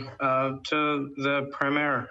Premier, you said that you've already spent, or the country's already spent 69% of the $2.5 million that's been allotted to the NAU in regards to this response. Did you state whether or not there will be a further injection, and if so, how much? Well, if we need it, we'll have to find it. I don't know what that number will be. We hope that over time, the number will fall away as the economy reopens and people get back to work. But I think for the next little while, the next probably couple of months, it is still going to be continue to be significant requests for assistance. We'll get through that. I think the balance there should cover that. If not, we'll just have to seek supplementary funding to get us through it. This is a crisis, and the humanitarian aspect of it is the most important, and the one that we have to address over everything else, despite what some other people may think. Now, speaking about the humanitarian aspect and just touching on the backlog that was mentioned earlier, there are several charities on island that are actively out and about in the community trying to meet the needs of many people who obviously are in need at this time. But quite frankly, their resources are limited, and it's only a matter of time before they are no longer able to meet the needs that are urgent. And obviously the government isn't in a position, NAU is not in a position to meet the needs with the same degree of urgency as the charities are able to. Will the government consider funding some of the charities that are already established in the community out and about helping the people in need? Well, I don't know. We'd have to consider that very carefully, because the reason why the NAU process takes longer is because there's a vetting process. So, I mean, government simply giving money to entities that don't have any filter process, you just turn up and you get what is available, is something we'd have to consider very carefully, because at the end of the day, it is still government funds that we're using. All right, thank you. But my final question is just a matter of clarity to the minister. Earlier you stated that there was one Caribbean country that was leading the way with, I believe, a GDP contraction of just over 13%. And moments later you did say that Cayman was expecting somewhere in 12%. Where exactly does Cayman fall in the region as far as contractions of GDP or the overall impact is concerned? These are projections. Yeah, to understand that these are our projections.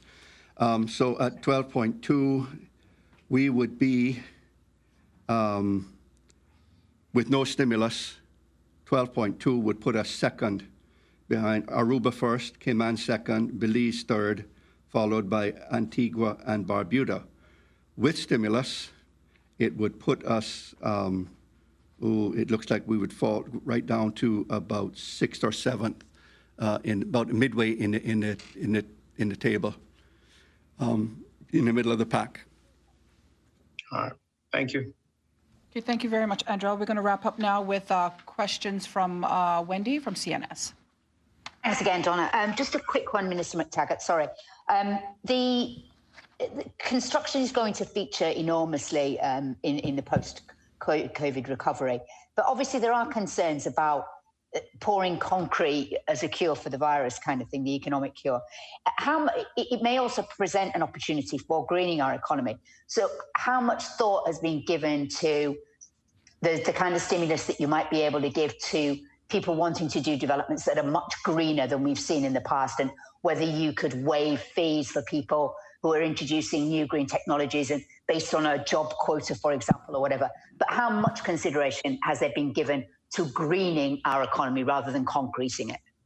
Well, I mean, that's an area beyond my remit, Wendy, in terms of this. But I mean, personally, I do support those types of initiatives in a very big way.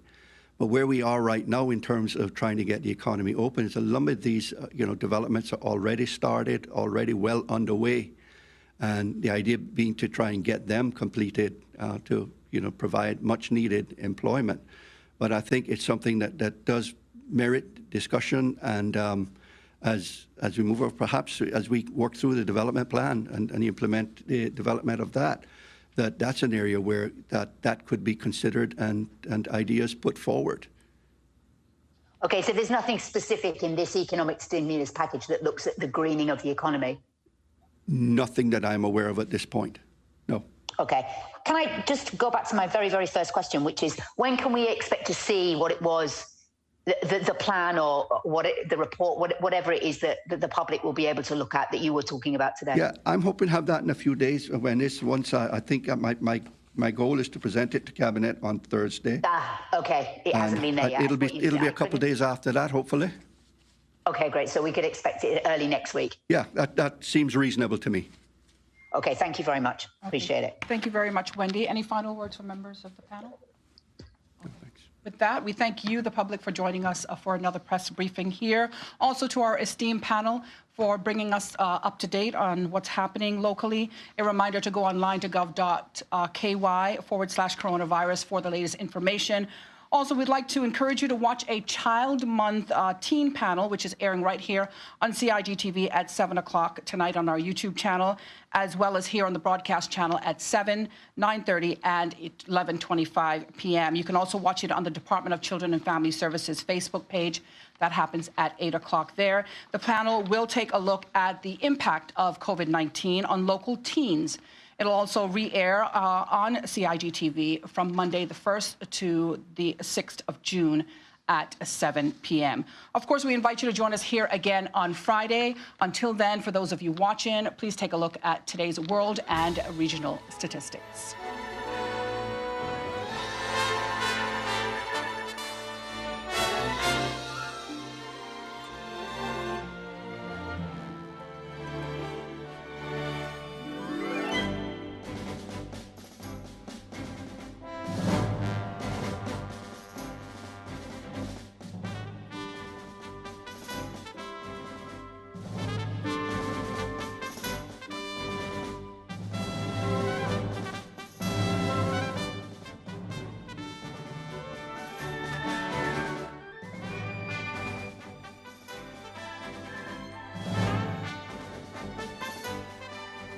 More than ever, we need to ensure our friends, neighbors, colleagues, and family are staying well with social distancing. That means being creative. Call them regularly. Create WhatsApp groups. Offer to assist with shopping or running errands. You could use an app like Nextdoor to see if your neighbors need assistance. While the world grapples with the latest challenges, be Cayman kind. Cayman Insurance Center. For 45 years, they have worked with the community and their families on protecting themselves for the future. If you need someone to speak to during these challenging times, call Denise Brown at 814-7229 or Michael Webster at 925-5433. Cayman Insurance Center. They care about you. Oh gosh.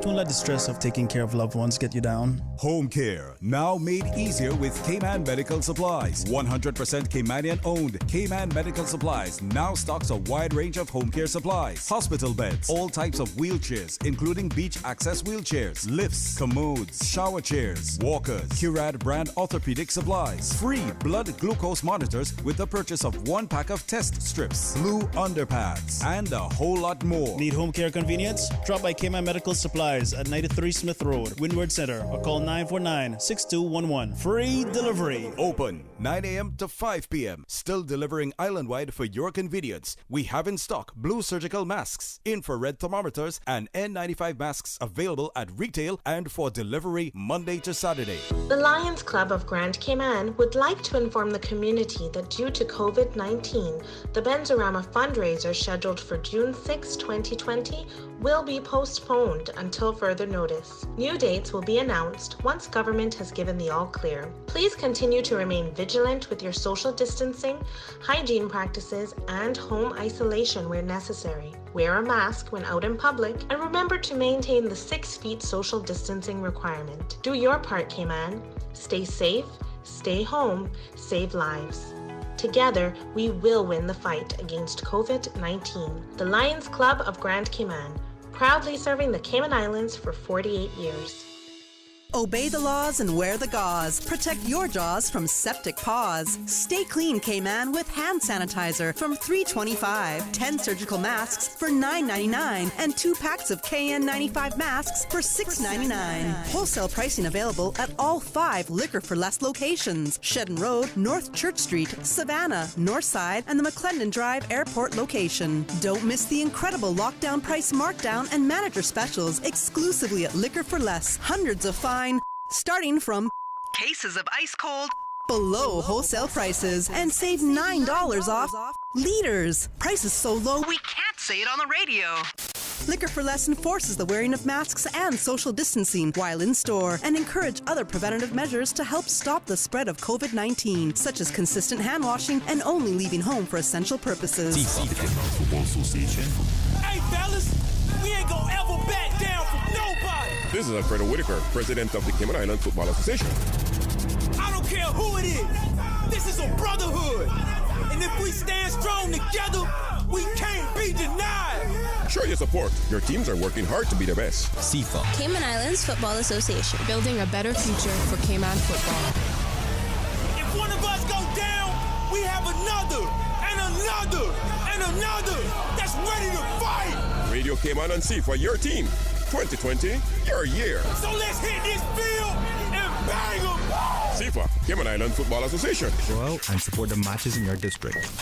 Funky Tank Shedden Road location is now open for deliveries, Monday to Saturday, 8 a.m. to 6 p.m. Call 949-0998, WhatsApp 916-0568, or email markw_ft@hotmail.com. Funky Tanks is your music and more store. Shedden Road location now open for deliveries, Monday to Saturday, 8 a.m. to 6 p.m. Stay safe and stay home, Cayman. Radio. With the switch of a dial, radio brings you tragedy, comedy, entertainment, information, education, a whole world at your command. Give me some sound over here. Radio Cayman's Super Jam Show. Radio. Proudly sponsored by the Cayman Islands Football Association. CIFA, building a better future for Cayman football. Word up, and we in effect. Keep on listening. Super Jam. The Super Jam Show is fueled by the proud sponsorship of insurance agent Michael Webster from Cayman Insurance Center. Don't take chances with your family's future. Another proud sponsor of the Super Jam Show. Merengue Town. Time to feel the rhythm. Time to feel the vibes. It's time for Merengue Town. And by the Lions Club of Grand Cayman, serving the Cayman Islands for 48 years.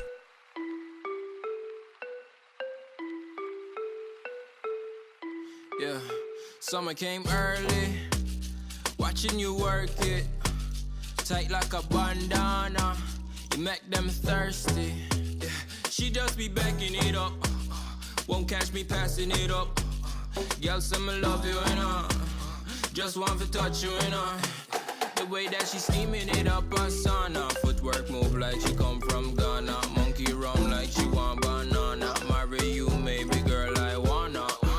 Around, bust it down, hit it up, yeah. Cuff it up, lock it up, criminal, yeah. Back it up, take it down, baby, all day. Got her going off like she licking Bombay. Summer came early, watching you work it, tight like a bandana, you make them thirsty, yeah. Summer came early, watching you work it, tight like a bandana, you make them thirsty.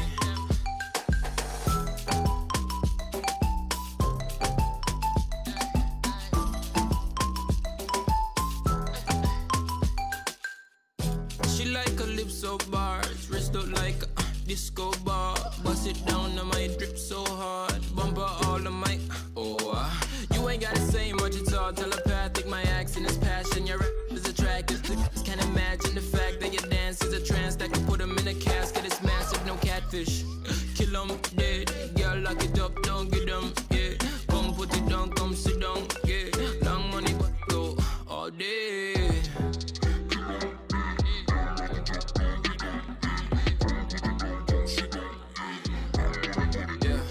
Summer came early, watching you work it, tight like a bandana, you make them thirsty, yeah. Summer came early, watching you work it, tight like a bandana, you make them thirsty. Summer came early, watching you work it, tight like a bandana, you make them thirsty.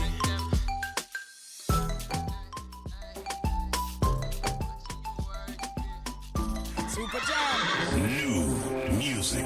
This is truly the first. On your man song, 3 to 6, 89.9. 9.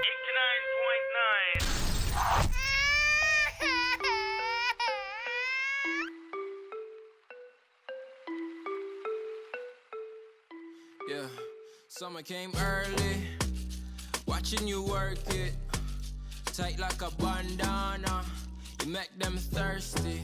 Yeah, she just be backing it up, won't catch me passing it up.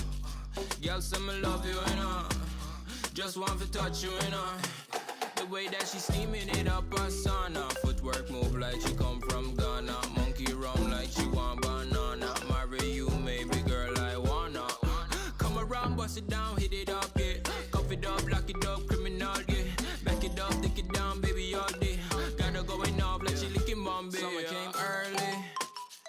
Watching you work it, tight like a bandana. You make them thirsty, yeah. Summer came early. Watching you work it, tight like a bandana. You make them thirsty.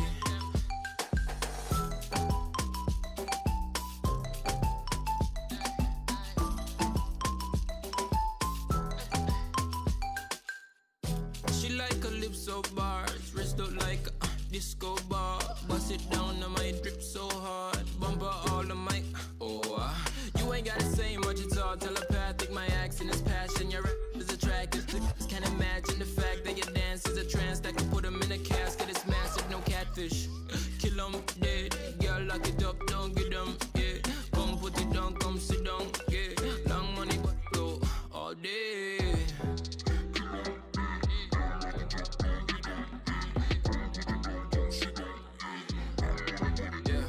Summer came early, watching you work it, tight like a bandana, you make them thirsty, yeah.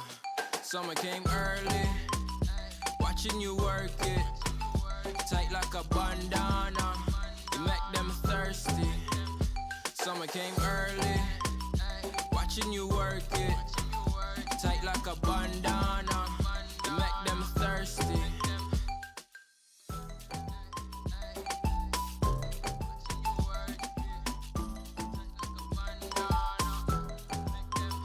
Summer came early. Higher, higher, higher, higher level. Higher, higher, higher, higher level. Higher, higher, higher, higher level. Taking it higher. I'm heading for the ground. I can feel the danger. I'm almost out of time. Who gon' be the savior?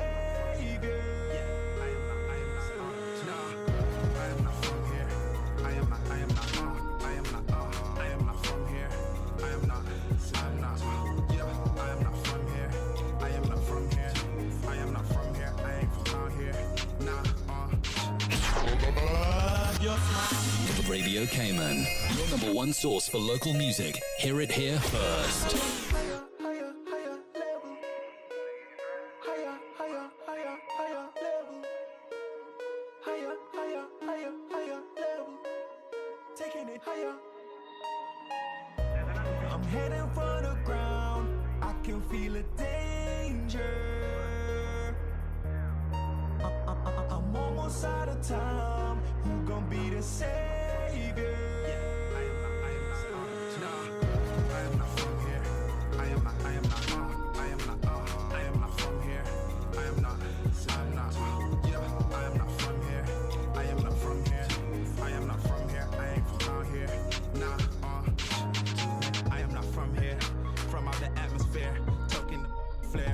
In the car, yeah, ash on the floor, and I don't care. I run it up, yeah, I put it in, and I fear. Chain on my neck, yo, it is so shiny, it look like a flare. Honeys is everywhere when I move, believe me, they can stare. I am a dawn. Where is my crown and where is my chair? I'm on the go, no looking back. I know they up in my rear. I see the vision, I see it winning, and I see it fucking clear. Cause I'm gone, gone. I'm trying to fly up to the sun. Yeah, bitch, I'm warm. Are you trying to smoke along? I'm heading for the ground. I can feel the danger. I'm almost out of time. You gon' be the savior.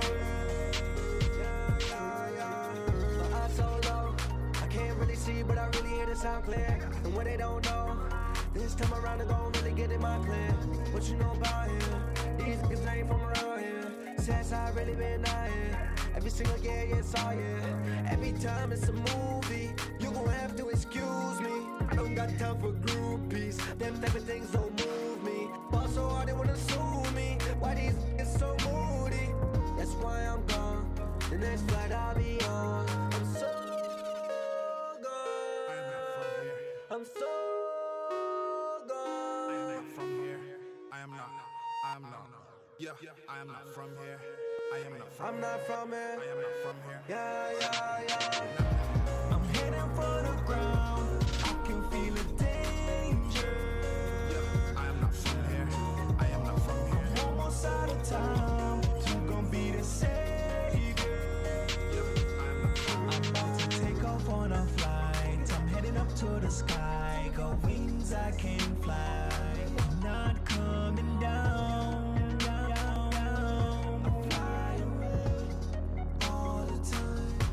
And I feel so light, floating in the sky.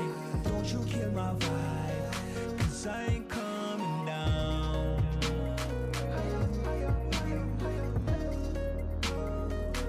Yeah, I'm on a swanky with some rum, no ice cubes. We are linked since preschool. If you violate, then we'll fight you. Ain't no telling, I don't think you're gonna stand the turbulence.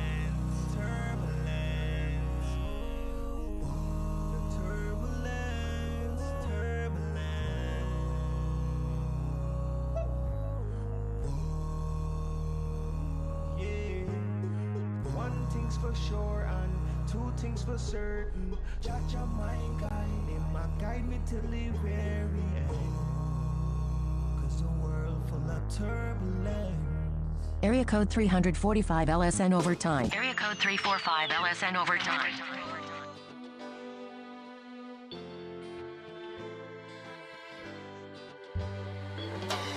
She lives in Kingston Town, down there by the ghetto, and she's been lost and found, down there by the ghetto. And if she can down there, then we can up here. I dust my clothes up, then keep on going. Lord, give me the grace to keep my head up high. Those licks and bruises got to be showing. Lord, give me the grace to get ahead in life.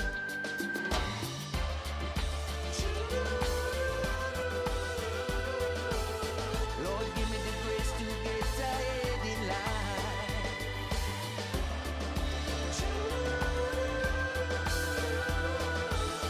Lord, give me the grace to keep my head up high. She lives in Kingston Town, down there by the ghetto, and she's been lost and found, down there by the ghetto. A diamond in the rough, may nothing ever stop you. What's yours is yours for sure. Solid rock in times of trouble, may it find you. What's yours is yours for sure. And it feels good to be free. And it feels good to be free. Said it feels good.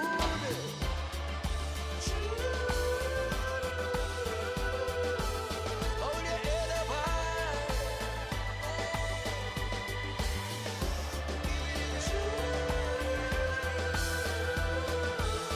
Lord, give me the grace to get ahead in life. She lives in Kingston Town, down there by the ghetto, and she's been lost and found, down there in the ghetto. And if she can down there, then we can up here. I dust my clothes up and keep on going. Lord, give me the grace to keep my head up high. Those licks and bruises got to be showing. Lord, give me the grace to get ahead in life.